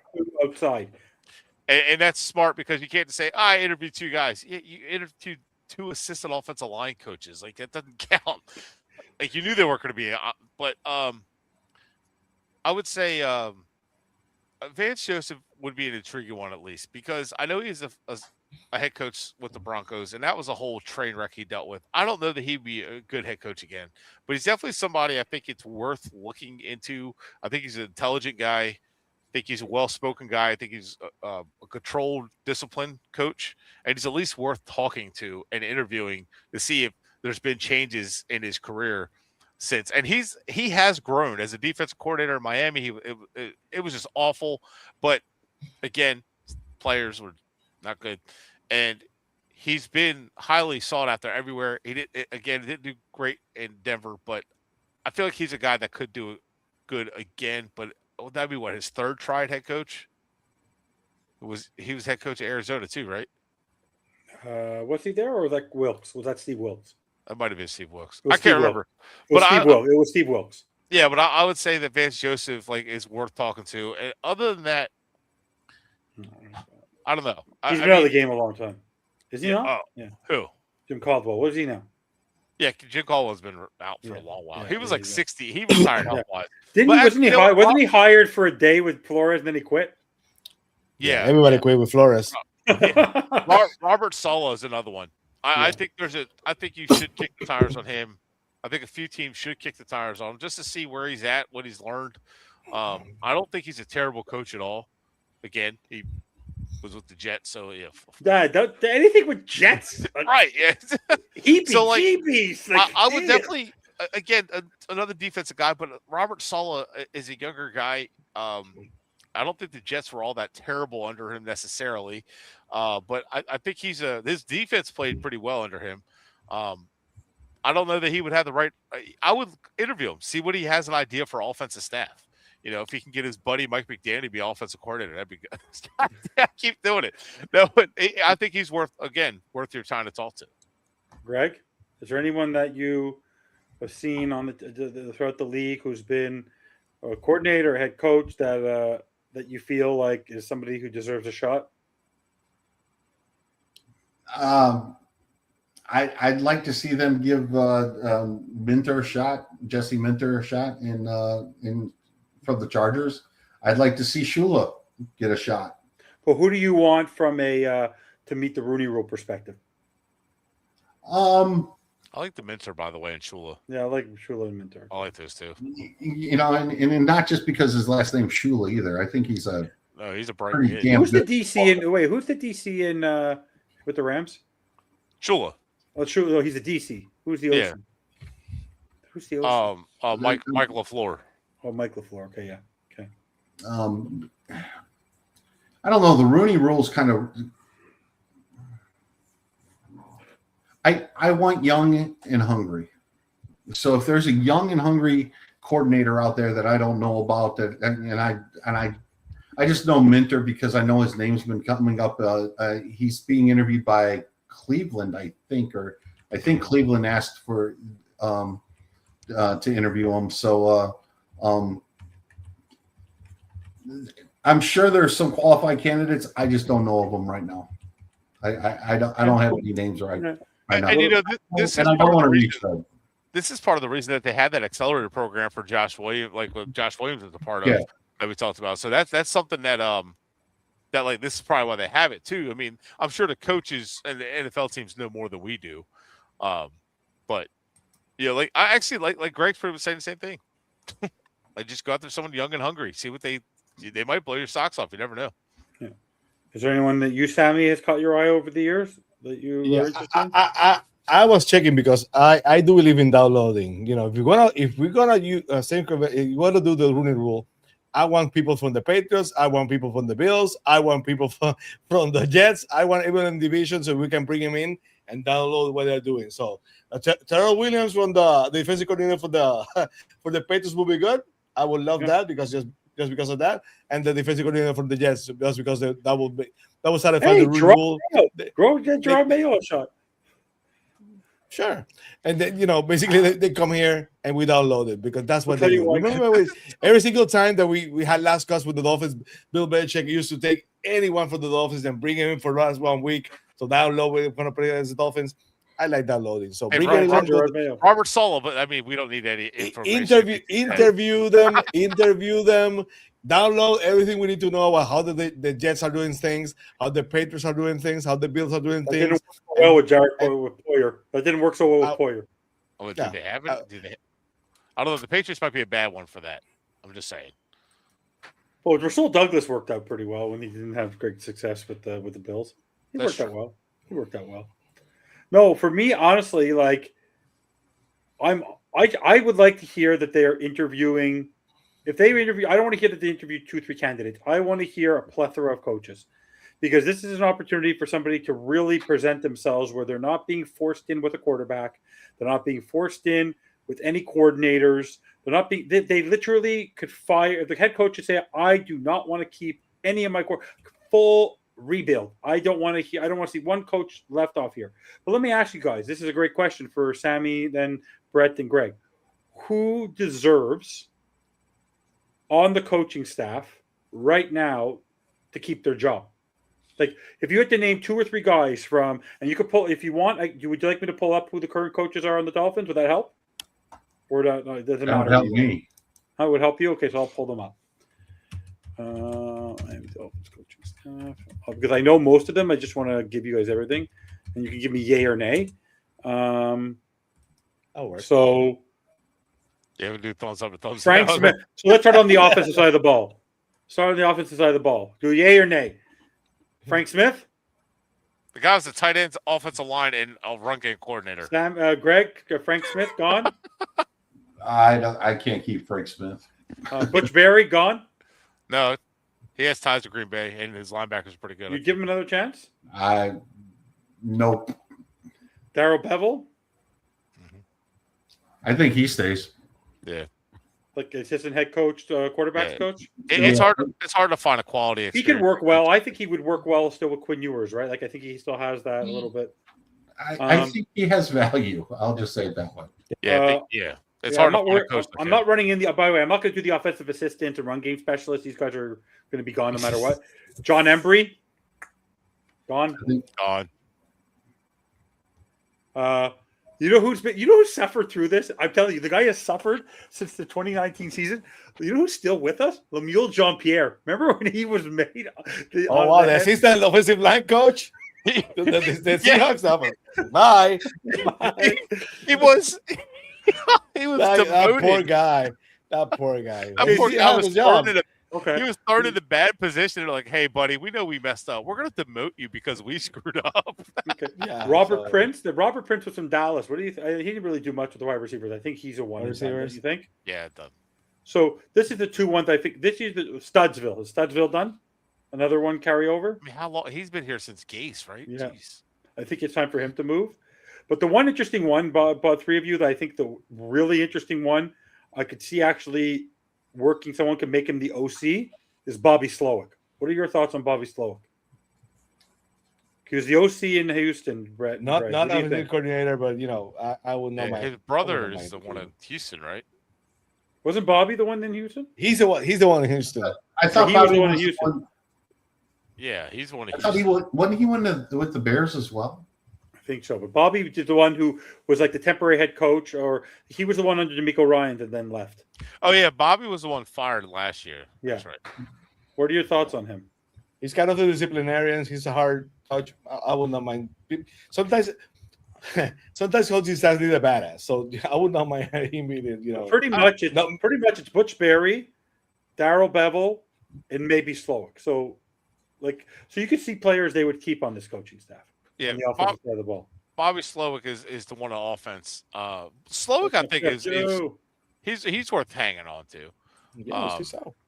Yeah, Ryan Slowick is the one on defense. Yeah, Ryan Slowick's also there, defensive Yeah, back. yeah. The Slowick brothers are there. I wouldn't keep him. Yeah, if one's there, I would keep him.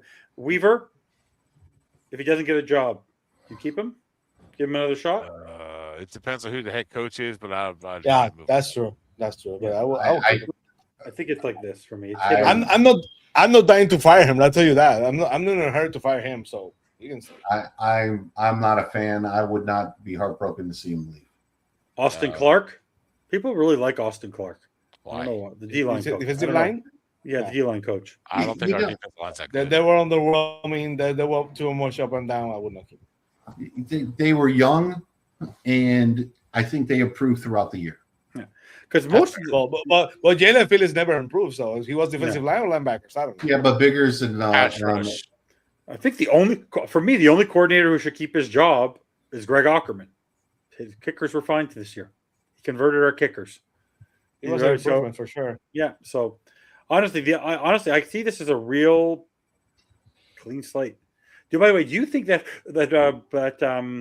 we had 24 coaches? Yes, and half of them we don't know who they were. But who was the guy always running with Mike McDaniel? His body man? Never. Who knows? That guy was so hilarious trying to keep up with that guy. By the way, speaking of Mike McDaniel, let's just talk about him for a couple of minutes before you go. Because Sammy, I appreciate you watching and coming on tonight. I really do. He's going to get opportunities with the Lions, the Browns, head coaching opportunity with the Titans next week. With Cam Ward. What do you think that he will? If you had to guess, or would you this direction? Not what you think. Do you see him being a head coach next year, or do you see him being an OC next year? Because I think he'll be one. He'll guaranteed be back in the NFL next year. So the question is, where do you think he should? What do you think he should do, and where do you think he'll end up? Because the job in the Commanders, where everyone thought was a great job, gone. Didn't even get asked. Yeah, Sammy can't leave before Jersey. That's true. That would be the next thing to do. Thanks, DSG. I think it's 50-50. He's a head coach next year. Yeah.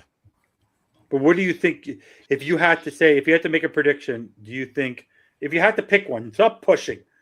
This is not, you can't hedge your bets. What is he going to be? And what is the best job for him? Is it the OC job? I'm going to say head coach, and I'm going to say he's going to end up in either Cleveland, Tennessee, or Arizona. Greg? Bret? Man, hold on. Man, that's tough. Because at first I saw him going as an offensive coordinator. And don't sleep on it, by the way. And I'm going to add this other sleeper. Tampa. Well, they still had their head coach. They didn't. As an OC. OC. They fired Grizzard. And they interviewed Callahan today. So I can see it. I mean, what teams still need an offensive coordinator? Atlanta needs an interview. Atlanta needs a head coach. Detroit. Everybody needs a head coach. Basically, needs a hold on. I think he's going to be head coach of Atlanta. Back where he worked when they went to the Super Bowl, Matt Ryan. Hey, indoor quarterback, Tua. Tua could be in the dome. Tua could play in the dome. If Tua went to the Falcons, he could play in Tampa where it's warm, Carolina where it's warm, in 2 domes. But he still has to play in Carolina where it's outdoors and sometimes it gets a little chilly and it rains. Wait, that's and then he has to go to Florida again where it rains a lot in Tampa. So and they're mean, they're physical there. They don't like that. That's ucky. Oh, you think he can do? Do you think that Mike McDaniel, Sammy, could do something with Bijan Robinson? That would be interesting, but I think he's taking a year off. I think he's gonna take every interview. He's gonna do the interview cycle, but I think he's gonna take a year off. I think he'll end up. Mike McDaniel with Bijan Robinson will show what we're talking about with why we think Achane is a good, not elite back. If I'm him, I will say Arizona or Tampa as the OC or Atlanta. I think he wants to run and gun. I think he's actually going to consider the fact that he can play 8 games in a dome. I think he will lean towards those opportunities in Arizona and Atlanta if he gets the chance to do it. Atlanta will make a lot of sense, actually. Yeah, if Michael Penix and Kirk Cousins, that would God of Thunder, thank you. We appreciate that. Does he want to take on a young quarterback that they drafted? Well, the GM's gone. The GM's gone. So maybe maybe they're like, hey, you don't have to stay with Penix. We can move on. So who knows? Yeah. So, Sammy, I appreciate you staying. And I appreciate you being on here. We have lots of people watching. We're almost an hour and a half in the show. We appreciate it. Don't like to subscribe. Don't forget to support Kingswear, 2655 University Drive in Davie, Florida. Check them out online. Go buy your U stuff. Yes, the U struggled last night. By the way, you guys, did you see Chambliss got denied his 6 year of eligibility? Why do these players never want to leave? I didn't realize. Do you know? I think Carson Beck is almost as old as Tua. Like, he doesn't want to leave college. 7 years. Why would you? NIL, you get paid more than you do as a rookie. Yeah, I heard Carson Beck was my age. I was surprised by ridiculous. He's a receding hairline. Who was a receiver that played for the Raiders from Georgia that everybody said was there forever? Oh no, played for Clemson. He was there forever. He was a 45 as a rookie. Wait, can I just ask you guys a question though before I buy the jersey and we share my screen? How is as a true freshman Tony, 17 years old. Did you see that catch last night? I understand it went out of bounds. That guy is something else. If he's not on the field, he made plays. Like he's a game wrecker, that kid. Yeah, he is. For a young 17-year-old freshman kid, green as can be, his mama on the sideline, like the guy literally took a ball when they were getting killed. They just kept. Do you happen to know how many times they threw behind the line of scrimmage? Carson Beck treated him like he was Achan, throwing him 20 yards behind the line of scrimmage to give him a head start, and he just bolted. Well, that was my joke to you guys in the text. I was like, name a city with a pro team and a college team that throws the ball behind the line of scrimmage more than Miami. Okay. I mean, and if you combine their arm strengths, they have maybe an average NFL arm. Okay. So guys, before you go, Sammy, I'm going to try and do this because I've never actually done this before, but I'm going to try and do this. Oh boy! There goes the stream. Boom. Here we go. Window. Evan, clear your history before you bring it up. No, it's okay. I don't need. Oh, no. Oh, boy. Oh, boy. So we're going to try this. So I'm going to add to the stage. So as you can tell, it's a little tight there, but you see the number 28. I could try to make it a little bit bigger. Can I? Will it work? There you go. You see, look very carefully, Mr. It's a lot. It's actually on sale tonight. Order now and save $45.25. That's the deal, baby. See, Nike, men's Nike, Devon Achan jersey, aquamarine. I'm going to try and scroll down. Hopefully this works. Good Lord, that taxes are just, oh my God. It's unbelievable. That should be criminal. Thank you for your order. So guys, it's official. Order summary. I kept my promise to the Finstock Sports Network. My Devon Achan jersey will be worn within a couple weeks. The elite mid-running back of the future Miami Dolphins. So before we go, Sammy, did I just waste my money? Did I just waste my money? I don't small. No, guys, did I waste my money? No, I bought 4XL. I bought it very big. You sure? It's not. I think it's extra small. Yeah, right. I didn't buy the kids' jersey. By the way, have you ever seen the Jason Sanders jersey I bought that looks like a crayon box? It's the funniest jersey I've ever bought in my life. Guys, let me ask you something. Did I waste my money, or is Devon Achan going to be on this team next year? I hope he'll be on the team. You see him getting signed off. You think that's one of his outside of the draft, Sammy, before you go? Do you see that as a priority signing for him? It's a business. The Dolphins need a face of the Dolphins right now. They need to sell tickets. They need someone to be there. And this family loves A-Chain. No GM can come with a clean slate and say, I don't care. I'm going to move in so he can get a quarterback. Who knows what might happen. But I'm pretty sure the business is always there. Saying you cannot do that. We need to sell tickets. That's going to be the cover of the media guy. What are you doing? So it's going to be interesting, but I don't think it's going anywhere. I think it's staying here unless he's packaged for moving up in the draft for a quarterback. I don't see that happening. You only save $238,000. Yes, or it's a power move. Yeah, or 1.5 in savings in cap space. Post or pre, doesn't matter, by getting rid of him. So he's here, but I'd be shocked if they gave him a new contract. Yeah, he's under contract for a year. If anything, I can see them giving him like a 2-year, just basically a 1-year extension, if you will. So like it becomes a 3-year contract, but that third year is pretty much like a off year where they can offload him so that you lock him in for 2 years. This is his last year, right? This is his fourth year. Yeah, that's what I'm saying. If you I can see them giving like a 2-year extension to where he's here for a year or two, but I don't see them doing anything. I don't know. We'll see. Yeah, he comes from an organization that lets running backs go. That's true. Yeah, but I think he's something. If you're going to talk about is right now, do you guys believe, Sammy, that Devon Achan is the best player on this team and the most valuable player on this team? Like, if all the players on this team, sure. if you had to, right now you have 20 of every player on this team, is he the number one player on this team? Is it even close? Most valuable, yes. Most valuable, yes. Yes. As compared because to you can see the difference when he's not playing. When he's Brooks, not playing, Steelers, as compared to all the studs on offense all the studs on offense. Yes. What's wrong with He's the- Waddle? I like Waddle, but I wouldn't I'm call kidding him.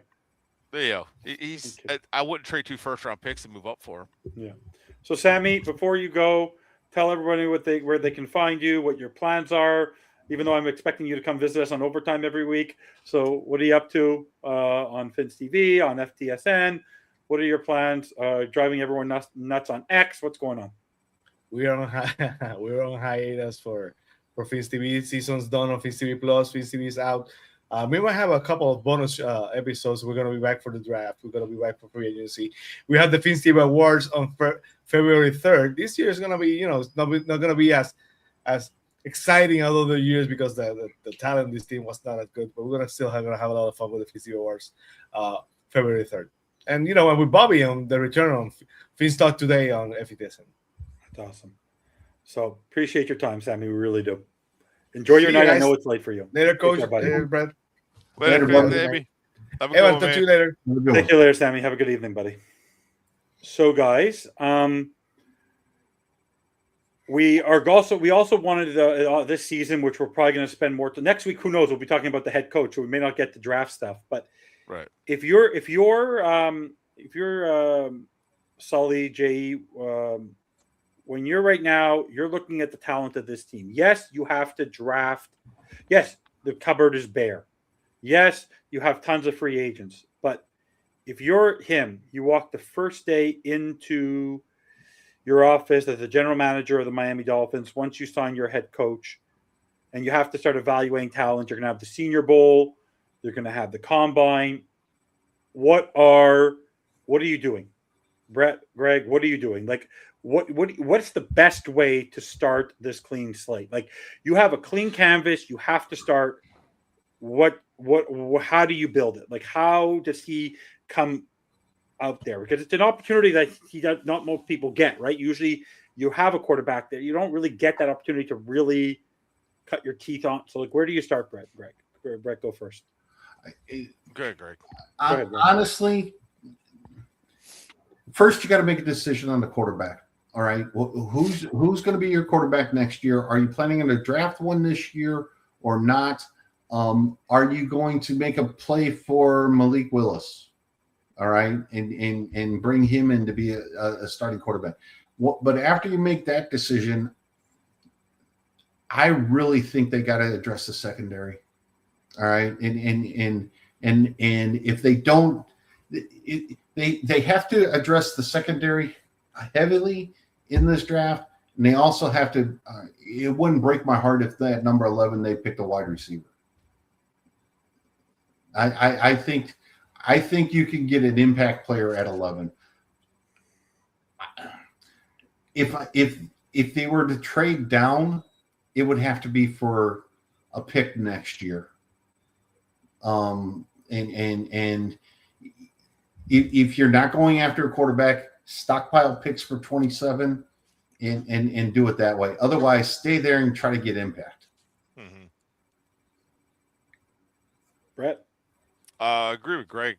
I was shocked, right? Shocker. But no, I agree with Greg. And yeah, we definitely need to address the pass rush, and we need to address secondary in a hurry. I'm not against addressing quarterback in this draft if they identify the guy that's theirs. I don't care if we get Malik Willis and you look and say, oh, we got Malik Willis, but you know what? We really like Drew Allar, or I feel like we can go up and get Mendoza or whatever. Or Mendoza falls, whatever the situation is. Doesn't matter. I'm not against that. I'd prefer to wait till 27 where there's a better chance at a better value or more quarterbacks. However, whatever it's going to take, get your quarterback. But I think it needs to evaluate the roster and look at, hey, we need secondary, we need pass rush, and we need to start addressing premium positions. And this team is lacking everywhere, so it doesn't really matter what position you draft. With that said, Green Bay is very well known the last handful of years, cornerback in the first round and pass rush in the first round. They've been pretty heavy on each position. And I kind of feel like that's the direction that they will go. I feel like they'll also, in the second round, they'll still address premium positions at wide receiver. I don't think they'll go for tight end or offensive line until like middle of the draft where it should go. And I really feel like that's where they need to go. I feel the first round needs to be premium position, impact player. Go get a difference maker. And yeah, I do agree, DSG, that BPA. A lot of times BPA is usually because I had a premium position too. And I if you can't trade down, whatever, yeah, get the BPA, get the best player there. If it's offensive lineman, just go with the impact player because you're going to get more out of it. I'm not going if your best player available, highest grade player is the offensive tackle, but there's a corner sitting there that's a pretty good player too. Get the corner because the corner's going to be a better player. It's going to be worth paying. That's the way the NFL is. And there's going to be some good pass rushers in this draft, and there's going to be good secondary in this draft. And somebody's going to fall to 11, and they need to go ahead and snatch it up. So if I'm you, because I want you to do a little bit of background on him, we're going to spend I think in the next couple of weeks, we're going to take a position, each area, and we're going to look at the type of players and analyze and assess them. But how are you sitting at 11? Because I want to just talk about this player because he goes to the school over your shoulder. Is Caleb Downs an impact player? Not an impact position, impact player though.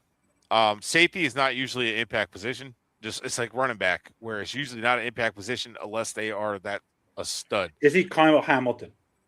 Can he move like Kyle Hamilton? Like, is he a guy who could literally run your secondary? Oh yeah. So if I say he's different than Kyle Hamilton, I'm just saying.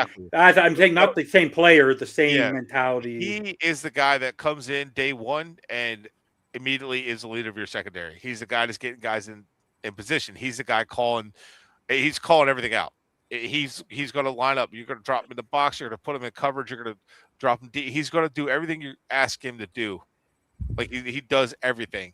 He's a leader from day one. He's been that way since a freshman in college. So Caleb Downs is a guy I would love to have, and I think he changes your secondary.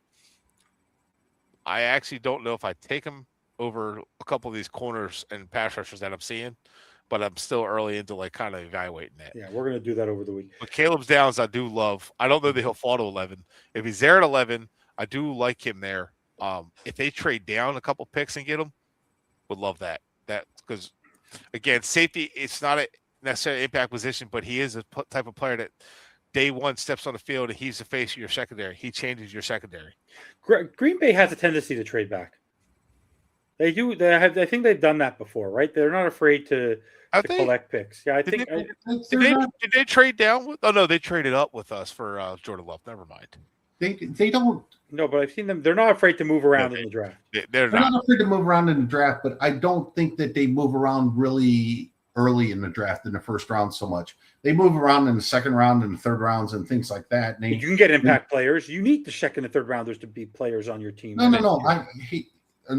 Absolutely. And part of the reason why the Dolphins are where they are is they've missed on first and second round picks. Third round too. The last couple of years, pretty big time. You know what I mean? Skip the third round. We don't like this draft in the third round. Let's just skip it.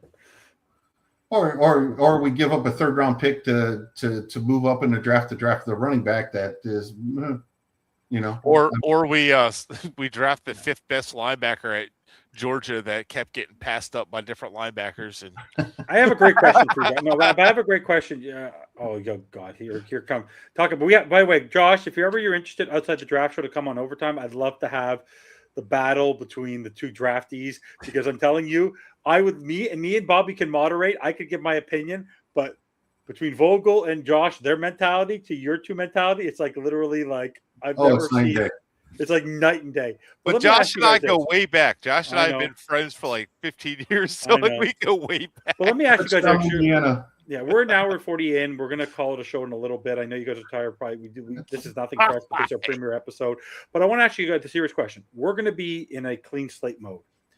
Here's my question to you. Twofold. One, who picks the quarterback, the general manager or the head coach? Two, for this franchise in 2026, someone you draft is your starting quarterback, or a young veteran, So like someone who's been in the league a couple, 3-4 years, or basically a veteran who like a Ryan Fitzpatrick level, like someone who has only a few years left. What's the best situation for a rebuilding franchise or franchise that is starting to find their quarterback? Maybe not yet in the draft, because I think outside of Fernando Mendoza, if you go draft an Alar, that's a good opportunity. But I don't think Moore or Simpson or like that. Maybe Chambliss. If Chambliss goes to the draft, I take a chance on him in the 3rd or 4th round.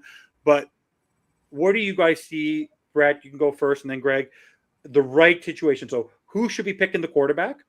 The GM or the coach?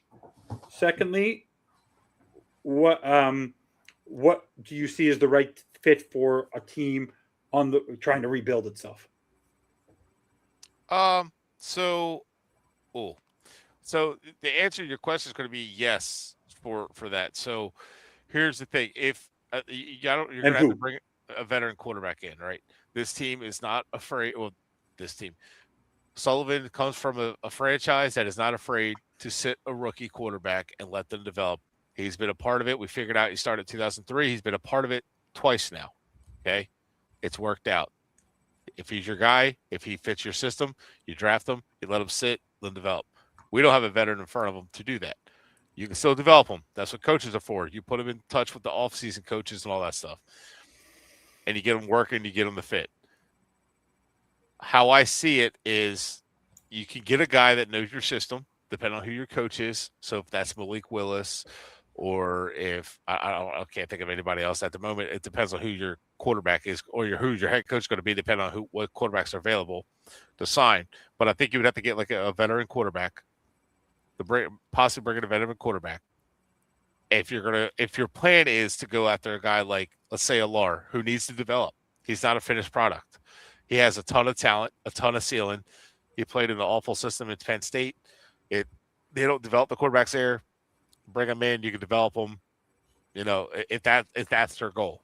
If their goal is to not take a quarterback in this draft, then you get a guy like Malik Willis, a stopgap who becomes like just like your Fitzpatrick or Tyrod Taylor kind of guy. He becomes that, and then you move on the next year, and you go get your quarterback. It's just really going to depend on what your goal is. So to me, if their goal is to draft the quarterback this year, you get a veteran that could stay and you can develop that quarterback.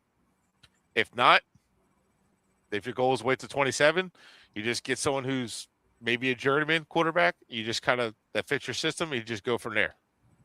Kind of like how teams got like Case Keenum before, stuff like that. What's Ryan Tannehill up to? I don't want Tannehill.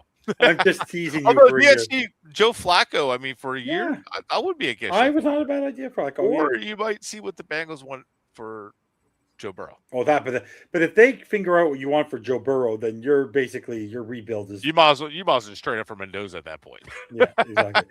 Greg, what do you see? Like, what is you have to draft, but because the Green Bay hasn't had that situation, right? They had Brett Favre, then they had developed and they drafted Aaron Rodgers. Then they drafted Jordan Love.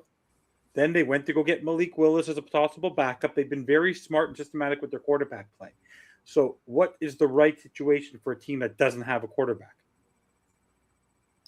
Well, I think you have to draft one, but I don't know if you have to draft one this year.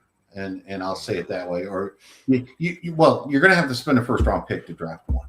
I think you should draft. I think you should draft one, but he may not be your starter. Yes. And if the starter, like Malik Willis is going to be a free agent, right? He is a free agent in 26. I would not be opposed to having that be my starting quarterback next year. All right. He's got a pedigree. He's an he's a first round draft pick. He's bounced around a couple times. Maybe he becomes Sam Darnold, right? It's worth taking the shot. I'll say it that way. That he could be somebody pretty good. But you're going to have to address it. It's a year. Have him compete with yours. It doesn't matter. And if you decide, go get one in 27. If you want to take one late, or mid rounds, you want to take an Alar in the third round or something like that, see how he develops, that's fine. Besides head coach, the quarterback is the most important decision he's going to have to make. Okay. So let me go over this for you and Bret so you guys are aware. So next year, UFAs, free agent quarterbacks in the NFL. Daniel Jones. DSG is going to salivate. Aaron Rodgers. Russell Wilson. Marcus Mariota. Zach Wilson. Tyrod Taylor. Could be interesting. Joe Flacco. Kenny Pickett. Jimmy G. Mitch Trubisky. Case Keenum. Trey Lance. Carson Wentz. Josh Johnson.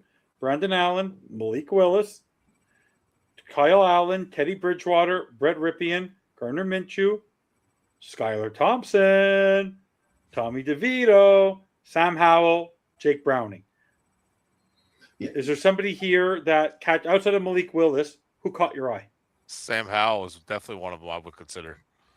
I think he's got some talent, at least be like 25 years old only. He's only going to cost. He's only made $1 million last year. Yeah, inexpensive veteran. If he fails, who cares? You know what I mean? Like you didn't. It's whatever. Yeah, he was backing up in Philly. He's backs up in Philly. Gardner Minshew's another one. Yeah. Yeah. Look. I don't want an over the hill aging veteran, but if you can find somebody in the 26 to 28, 29 year old range who has a draft pedigree, and has bounced around a little bit, take a shot. Well, the youngest is Sam Howell at 25. And then the next youngest that we'd even look at, because we're not touching Lance or Wilson, is Malik Willis. After that, you're not going to get anybody until you get to 28, 29 years old. And I'd be shocked if Daniel Jones isn't re-signed by Indy. I wouldn't want him anyway. Oh, would you do this? Let me ask you. Would you take a shot if you're somebody and kick the tires on Anthony Richardson? Yeah. Sure. Why not? He's a young guy and he's got the draft pedigree. You know, he's talented.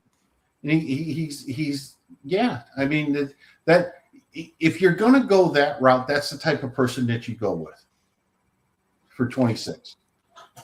And the only thing that can happen is good, because if he sucks, so what? You're going to draft him 27 anyway. That's true. Yeah. Okay. So, guys, we're $1:49, almost $1:15 to the show. We appreciate everyone watching. You're going to see Finstock Overtime here on the regular. We ain't going nowhere. We're going to be with you all season long.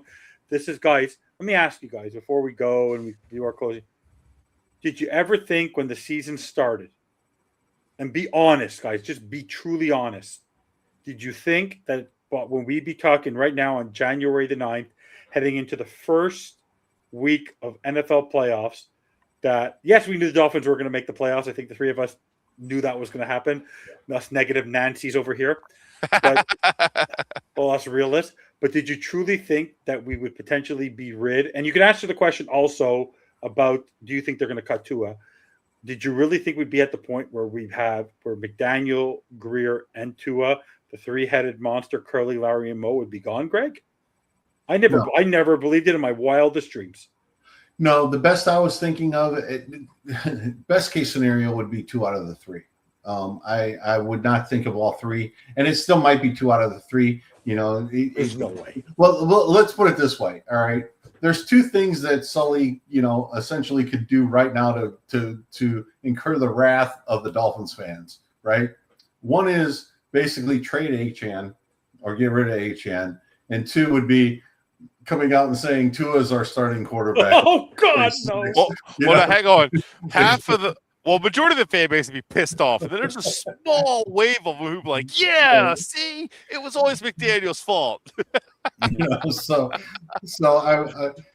But no, I would not. I didn't think that there would be any way that this year, at this time after the season, that we would be talking about all 3. The three-headed monster being completely gone, and it's hopeful. All right, it's white hope. It's I know he's less than 12 hours between an official hire or something like that, but it's different. All right, we're finally going to start to see something different, in my opinion, and that's exciting. Yeah, and by the way, he's played ball. He's actually played football before. And did you like what you did, Greg? Before you go, Bret, before you go, did you happen to read that he actually decided that he because his dad was a coach for 40 years, right? His dad stopped coaching in 21 with Arizona. He had the opportunity to go coach. He felt that he was better in the front office than he was. Like, that's a guy who knew what he wanted. He figured out where he would fit. He didn't follow in his dad's footsteps. He could have followed the coattails of his dad, used him as connections, and he built his own path, Bret. Yeah. No, and again, that's one of the things I liked when I read up on him, is that I tend to like people who are self-aware, okay, who understand their limitations, who understand where they're good at, and focus on those types of things. And he appears to me to be that type of person, and that's one of the things that he said that I read that attracted me, to his possibility of being a GM. It's things like that, the fact that he didn't get any of the jobs that he interviewed for last year. Okay. He stuck with it. He learned from it. And he's like, okay, I know I can do this job. Now let's go figure out how to get it. You know what I mean? So I appreciate that. Yeah, Tua starting gets great for the Lagasse feed. That's true. So what are your thoughts, Bret? What are your thoughts? Talk about self-aware. That's pretty funny, right? But did you of all people who have been on the Greer train, on the Tua train, McDaniel give him a shot. It's sort of like you were going to get 2/3 of what you want, the two things you truly wanted as of Monday. Then McDaniel had he thought he was going to be the coach. Now he's gone.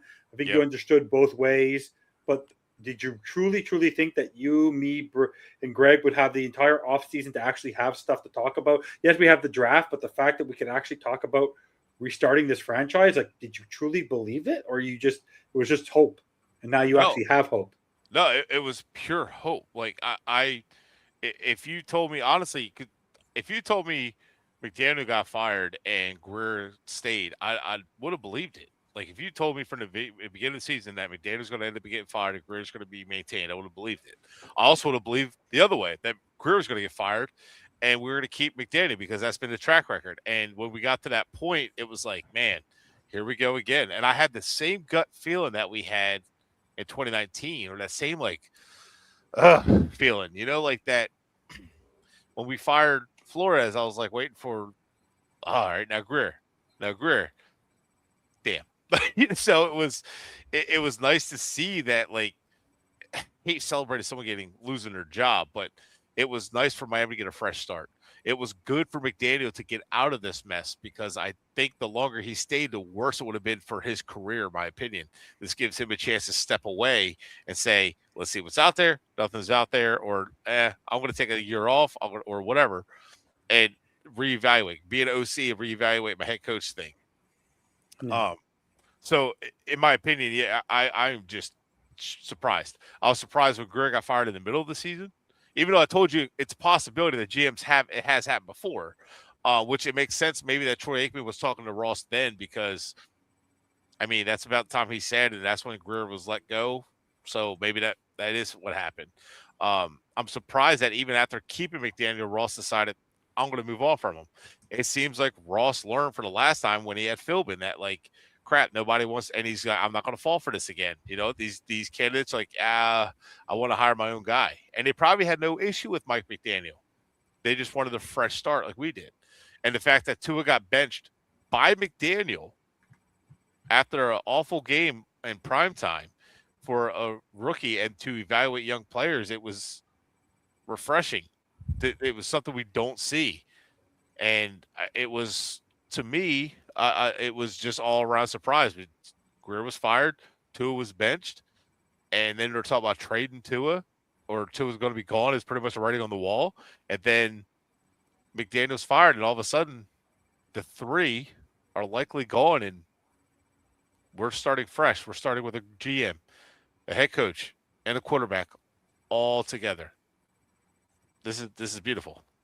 I honestly, when the season started, I said, this is my worst nightmare. 2 more years of Tua at the minimum, extension from McDaniel. New Era golf hats with hoodie with the stupid blazer twice a year, telling me that he knows better than us and that we shouldn't worry. And his arrogant, y'all worried about we only saw half his face all the time. He was always in the worst lighting. And I go, now we have a guy who actually people want to see, who they want to hear from. We don't know who our quarterback is, which means we get to go get excited about who our quarterback might be. Yes. We're not going to be we're not forcing a quarterback on us. We're not tanking to purposely go draft a quarterback, because if we don't find the quarterback we want this year, 27, there's going to be enough quarterbacks to pick from that you don't have to tank. And for me, as much as he was a nice guy, I had the issue with Mike McDaniel since 2022. He was too stubborn for his own way. I felt like he acted like a veteran head coach who didn't deserve to be a veteran head coach yet. Like he already felt like he was already in the know, and his team was not well prepared for football games. I am so excited for this offseason. I thought I always say to Bobby that I'm dying in the month of January because our team is never in the playoffs. Or they're there for 5 seconds for a cup of coffee and they're going to lose by the first minute of the game. Then February is dead. So then you start talking draft, and then you can't wait to the end of April. We guys get to be excited this week about about a general manager. Then get excited about a head coach. Then we get to get excited for a draft. No team has been. By the way, the Miami Dolphins, for the first time in what I can remember, has done everything right. They got rid of the core. They saw that the general manager did not build this team properly. The status quo wasn't good. They got rid of him in the middle of the season and started the search and the mentality of going to get him right away. They kept McDaniel there longer than he should have been there, but they let him play out the season. Then they saw that Tua was no longer capable. They benched him to see what they could see in Ewers. Then at the end of this year, McDaniel potentially was coming back, but then they did a round of interviews. Then they had a conversation with McDaniel, didn't see eye to eye, and let him go, and wasn't afraid to do that. This is so anti-Dolphins, and that is the best part. They're doing it like they always say in Seinfeld. Whatever you're doing, do the complete opposite. That's what George did. That's what Fitzdan's doing. Complete opposite. Guys, I bet you, if they do this right, this FTSN by this time next season might be FTSN back on the bandwagon, boys. Could you imagine? I'll tell you what, the one thing like Greg said, like it's new. I'm more worried on the line than Greer. Like you guys are saying, it's new. It's different. This is not what we're used to. Nope. Ross finally learned something. He knew, hey, last time I tried to look for a GM while I kept the head coach, it didn't work out so good. And the last guy I relied on with the GM, his 2 picks a head coach, it all fell apart. So I need to put it all together. And maybe it was Jimmy Johnson and Aikman kind of telling him, hey, you need something different. Maybe, I don't know. But whatever it was, Ross learned this hire at least gives us hope. And all of us who have been extremely critical, realistic, have just torn apart the lack of planning and vision with this team. We have torn it apart. We've corrupted Evan to the dark side with that. And all of us are yet here we are saying we actually have hope. Will we be great? Who knows? This might all fail, but it's just nice to have a fresh start and go. And it's not like in 2019 where I was like, we're going after our quarterback, but it's going to be Tua no matter what. It's going to be Tua. I wanted Herbert, Jordan Love, but here we go. It's got to be Herbert. I mean, I wish. It's got to be Tua. and as you've heard me say it 100 times, right? If the philosophy's bad, no matter how well you execute it, you're going to fail. Yeah. If the philosophy's good, you still have to execute it or you'll fail, right? Yes. So here, Miami's had a bad philosophy for forever. All right. Now's a chance to get the right philosophy, but you still got to execute it. Yes. You still got to draft the players. You still got to make the right choices at coach. You still got to make the right choices at quarterback. But it feels like the philosophy's changing, which is basically what I've been asking for 20 years now. It's refreshing. I'll just say it that way. And just so you know, I just looked it up. Since 2003, the first round pick of the Packers was Ahmad Carroll corner, Aaron Rodgers quarterback. 2003 was a linebacker. Let's see. Jordy Nelson was the first player taken. They didn't have a first round pick in 2008, and wide receiver Jordy Nelson was taken at their first pick. Clay Matthews, pass rusher, was one of their first round picks in 2009. They went tackle, safety, and then an edge rusher, 2013. DB in 2014, DB in 2015. D tackle, DB Kevin King in 17 was a corner. Jair Alexander, corner in 18. Rashawn Gary, edge at 19. Jordan Love, quarterback in 20. 21, Eric Stokes, DB. 22, they got Quay Walker, who's been a good linebacker, though. 22, Devonta Wyatt, D tackle. It's okay.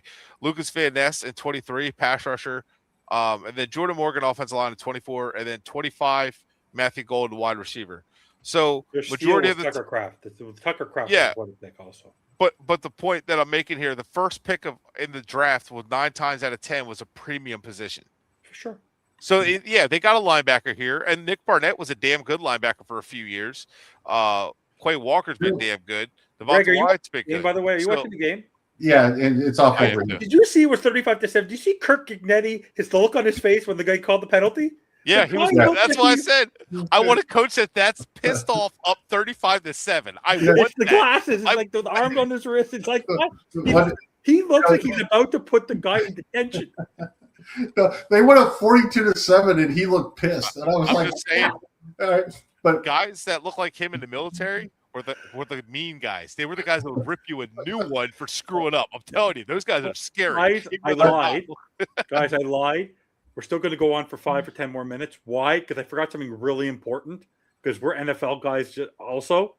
I haven't asked for your picks for the playoffs. So we're going to do the weekly round of the playoffs. It's perfect on Fridays because the weekend's coming. So let's just do our pick'ems. It'd be nice to do it. Join us in the chat. We appreciate everyone watching.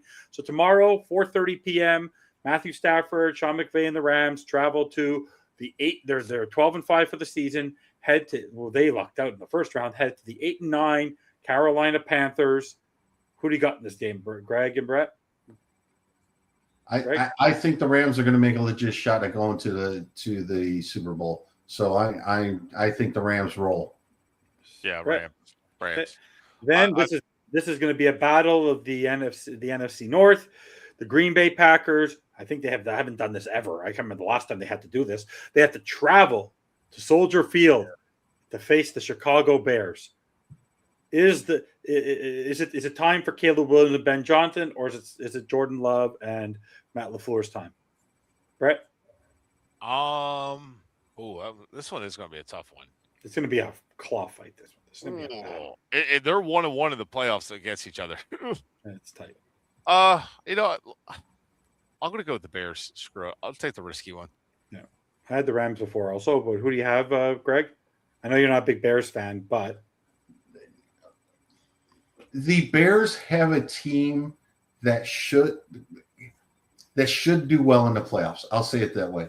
They have an explosive offense capable of creating big plays, and they have a defense that creates turnovers. So my heart tells me that the Bears should win, but I think the Packers are going to go in and beat them. I don't know what it is. Maybe I'm hoping the Bears win so we can get back. No, you know what's interesting about Caleb Williams? You know what's interesting about Ben Johnson when he's done? You know he did this without a 1,000-yard receiver. Colston Loveland is their best offensive weapon. So I actually think the home team wins this one just because this is such a vibrant rivalry. I think it's going to be a tight game. I see this being honestly a 1 to 3 point game. I think this is going to go down to the wire. I think they're going to claw and fight. Ray, where have you been? You missed the jersey. You missed the jersey, Ray. The jersey happened. Even Bobby missed it. Thought it was more important to go out with his wife. Shame on him. I got the Bears also. So then we got Sunday. This is not an easy game, guys. Reminder, he is not won. He's 0-7 on the road in the playoffs. Josh Allen, who would have thought, did not win his division.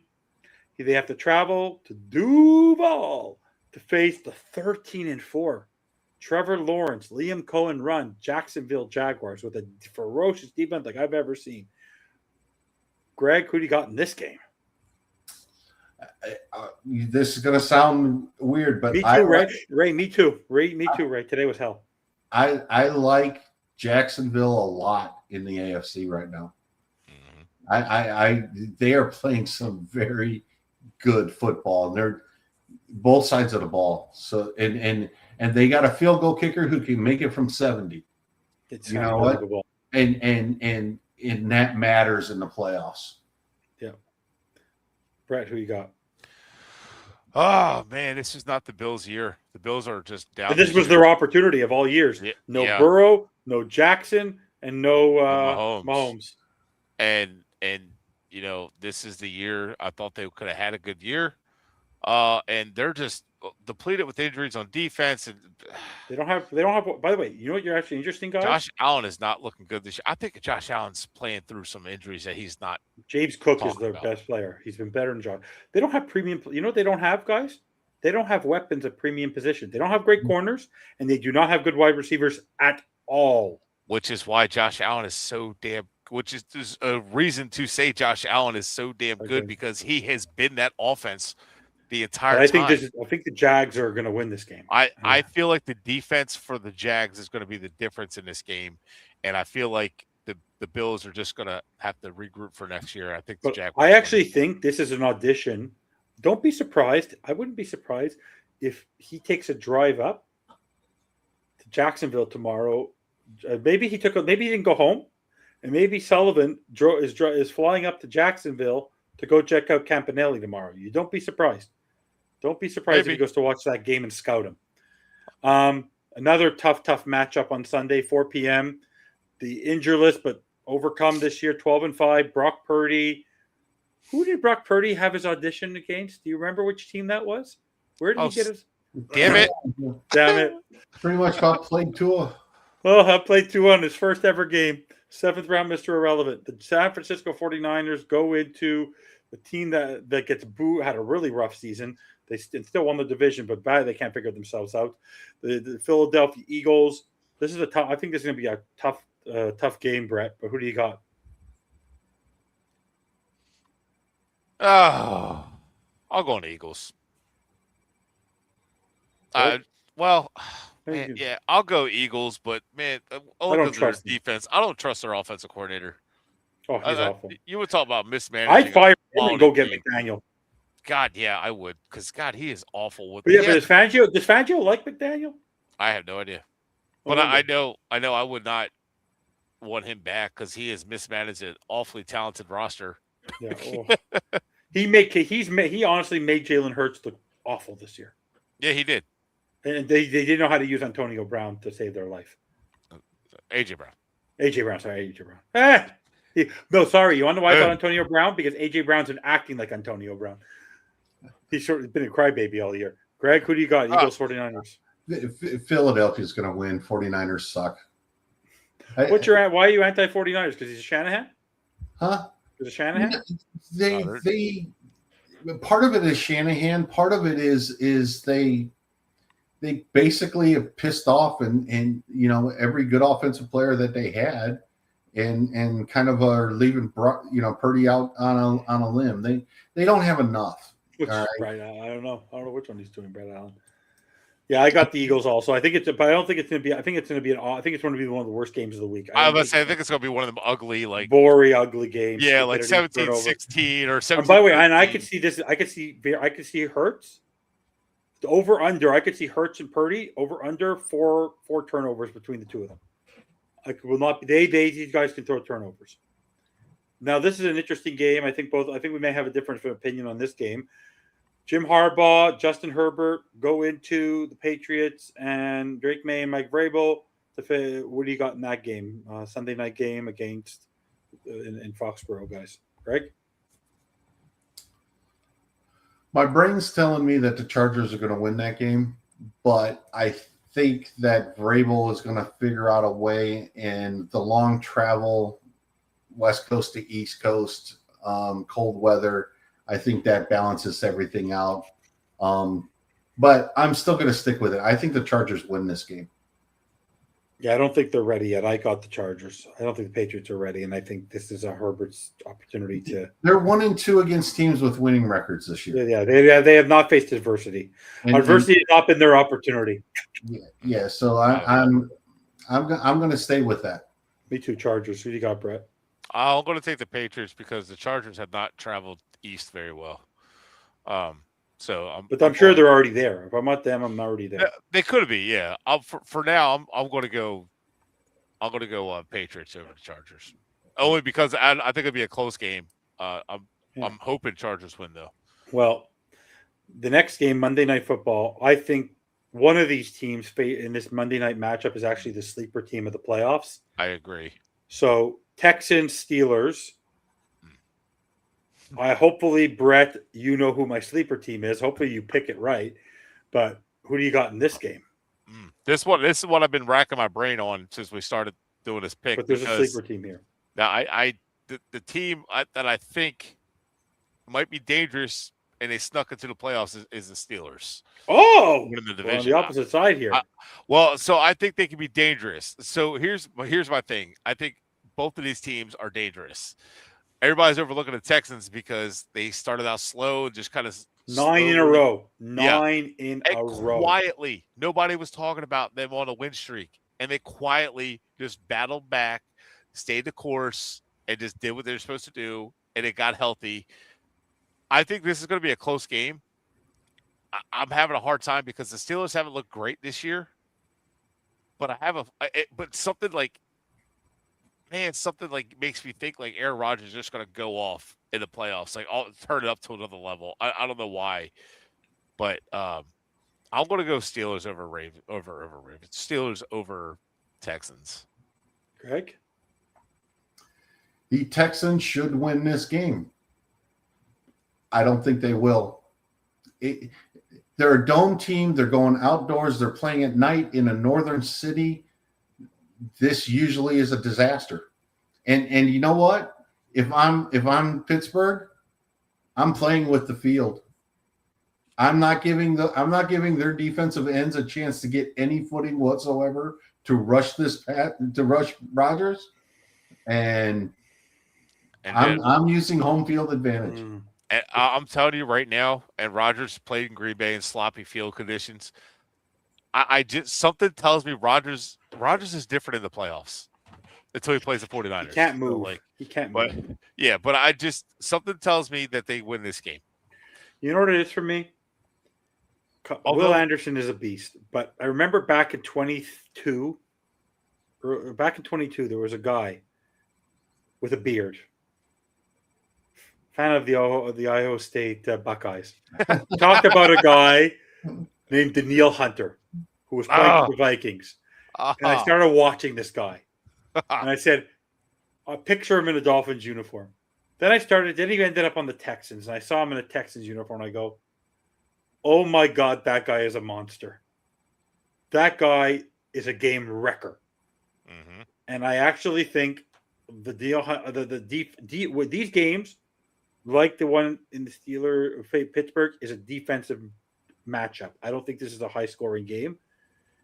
And I just think this defense can overcome what the offense throws. The offense of the Pittsburgh Steelers is not very good. Mm-mm. It isn't. So this defense, I don't think they have to rush 4. I think they could rush 3. I think they can just run whatever they need to. I think D'Amico Ryans is an up and coming head coach. I think he's a smart head coach. They have a great secondary. They have weapons on the outside. They have a good quarterback who's developing. They have a good running game. I just think the Texans are I'll tell you right now, the Texans are my sleeper pick of the AFC. No, the Texans are the better team. The Texans are the more talented team. I do not doubt that whatsoever. I will not argue that point. I just think it's a dome team going to a northern city at night in January. And you know what? The history of the NFL says those teams don't do well. So I'm taking Pittsburgh in it. Okay. So those are our picks. We'll see where they end up. And don't worry, I remember exactly what they were up here.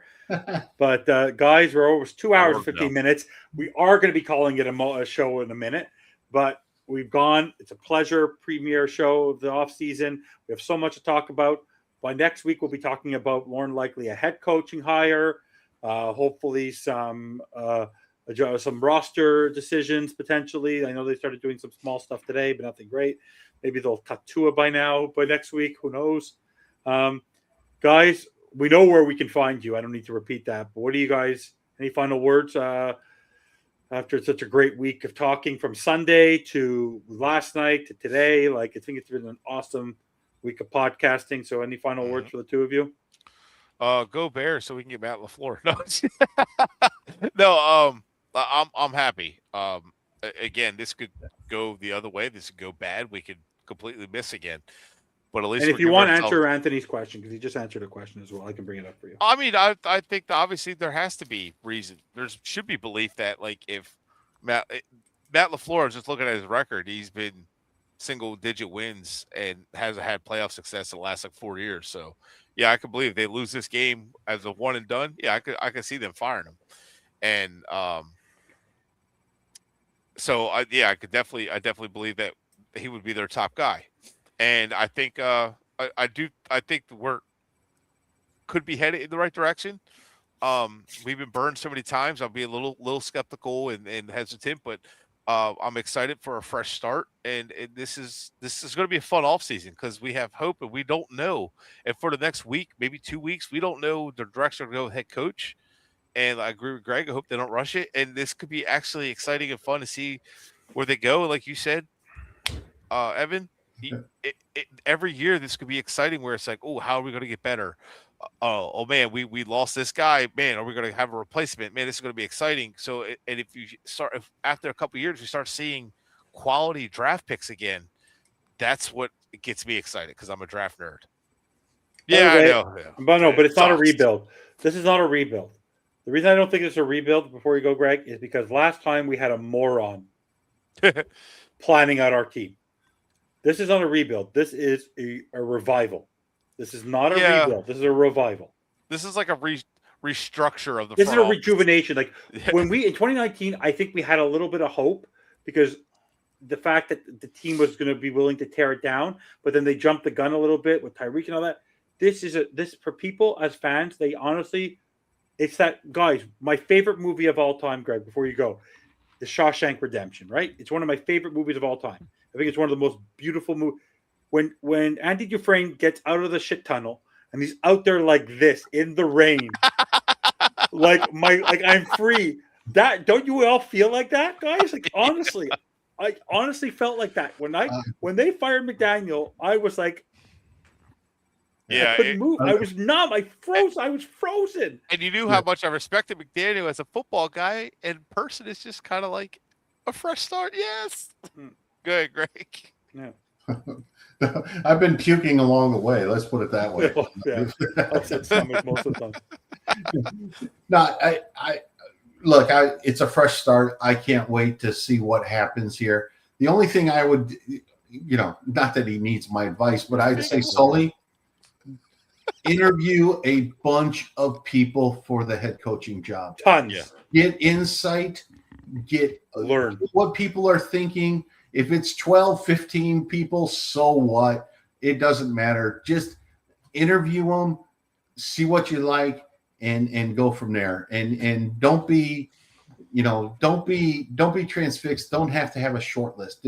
You got plenty of time here. Don't be afraid to take it. And I was a good point. Interview as many people as you can because what you can do is even if you don't find one of those guys to be your head coach. For example, let's say right now you're Darren Rizzi, and you bring him in. Okay, he's the highest level has been special teams coordinator. What if you give him a different role, right? Like if you go get someone who's like a mid-level special team coordinator. Remember, John Harbaugh was a special teams coordinator. If you go get somebody who doesn't have the experience, but you bring him in, you don't realize that you might be able to give him not that high-level promotion, but you might be able to make him a good coordinator for your team. Right? Like it might be the right fit that you have that guy top of mind for the head coach you're going to hire. Hey, I interviewed this guy. This is a guy you should go talk to. Exactly. And you know what? Constantly be learning. And even if you talk to every, these dozen, 15 people, whatever, all right, if you learn something new from each one of them, you're better off for it. Right. So absolutely talk to people. Don't be afraid. Don't have a short list right now. Go just talk to people. And that would be my only advice. I could finally get rid of this. Oh yeah. I can get rid of it. I know, it's like it's amazing. Guys. No, but and yeah, I agree with that. Also, on top of all that, just don't waste your time with guys who don't fit your system either, or don't fit with your vision. Stick with your vision of what you want. You know what I mean? Like I'm not saying just shut everybody out, but I'm saying your vision. Don't stick with just Green Bay guys, but stick with that vision. Like you have, okay, Stefanski comes from West Coast. Just because you haven't worked with him directly doesn't mean anything. You have guys who've worked with, or the guys he's worked with in the past have worked with guys you've worked with. So like go with that kind of, like, and don't be afraid to go after guys like that because they do fit your system. Exactly. So guys, appreciate you watching. Don't forget to like and subscribe. We appreciate it. We'll be back next week. I agree, even Ray. More fun Dolphins news, NFL news. Well, you can laugh at all of our playoff picks. We'll probably get most of them wrong. Guys, don't forget to like and subscribe. And for sure tonight, no better time to say it. Fins up. Fins up.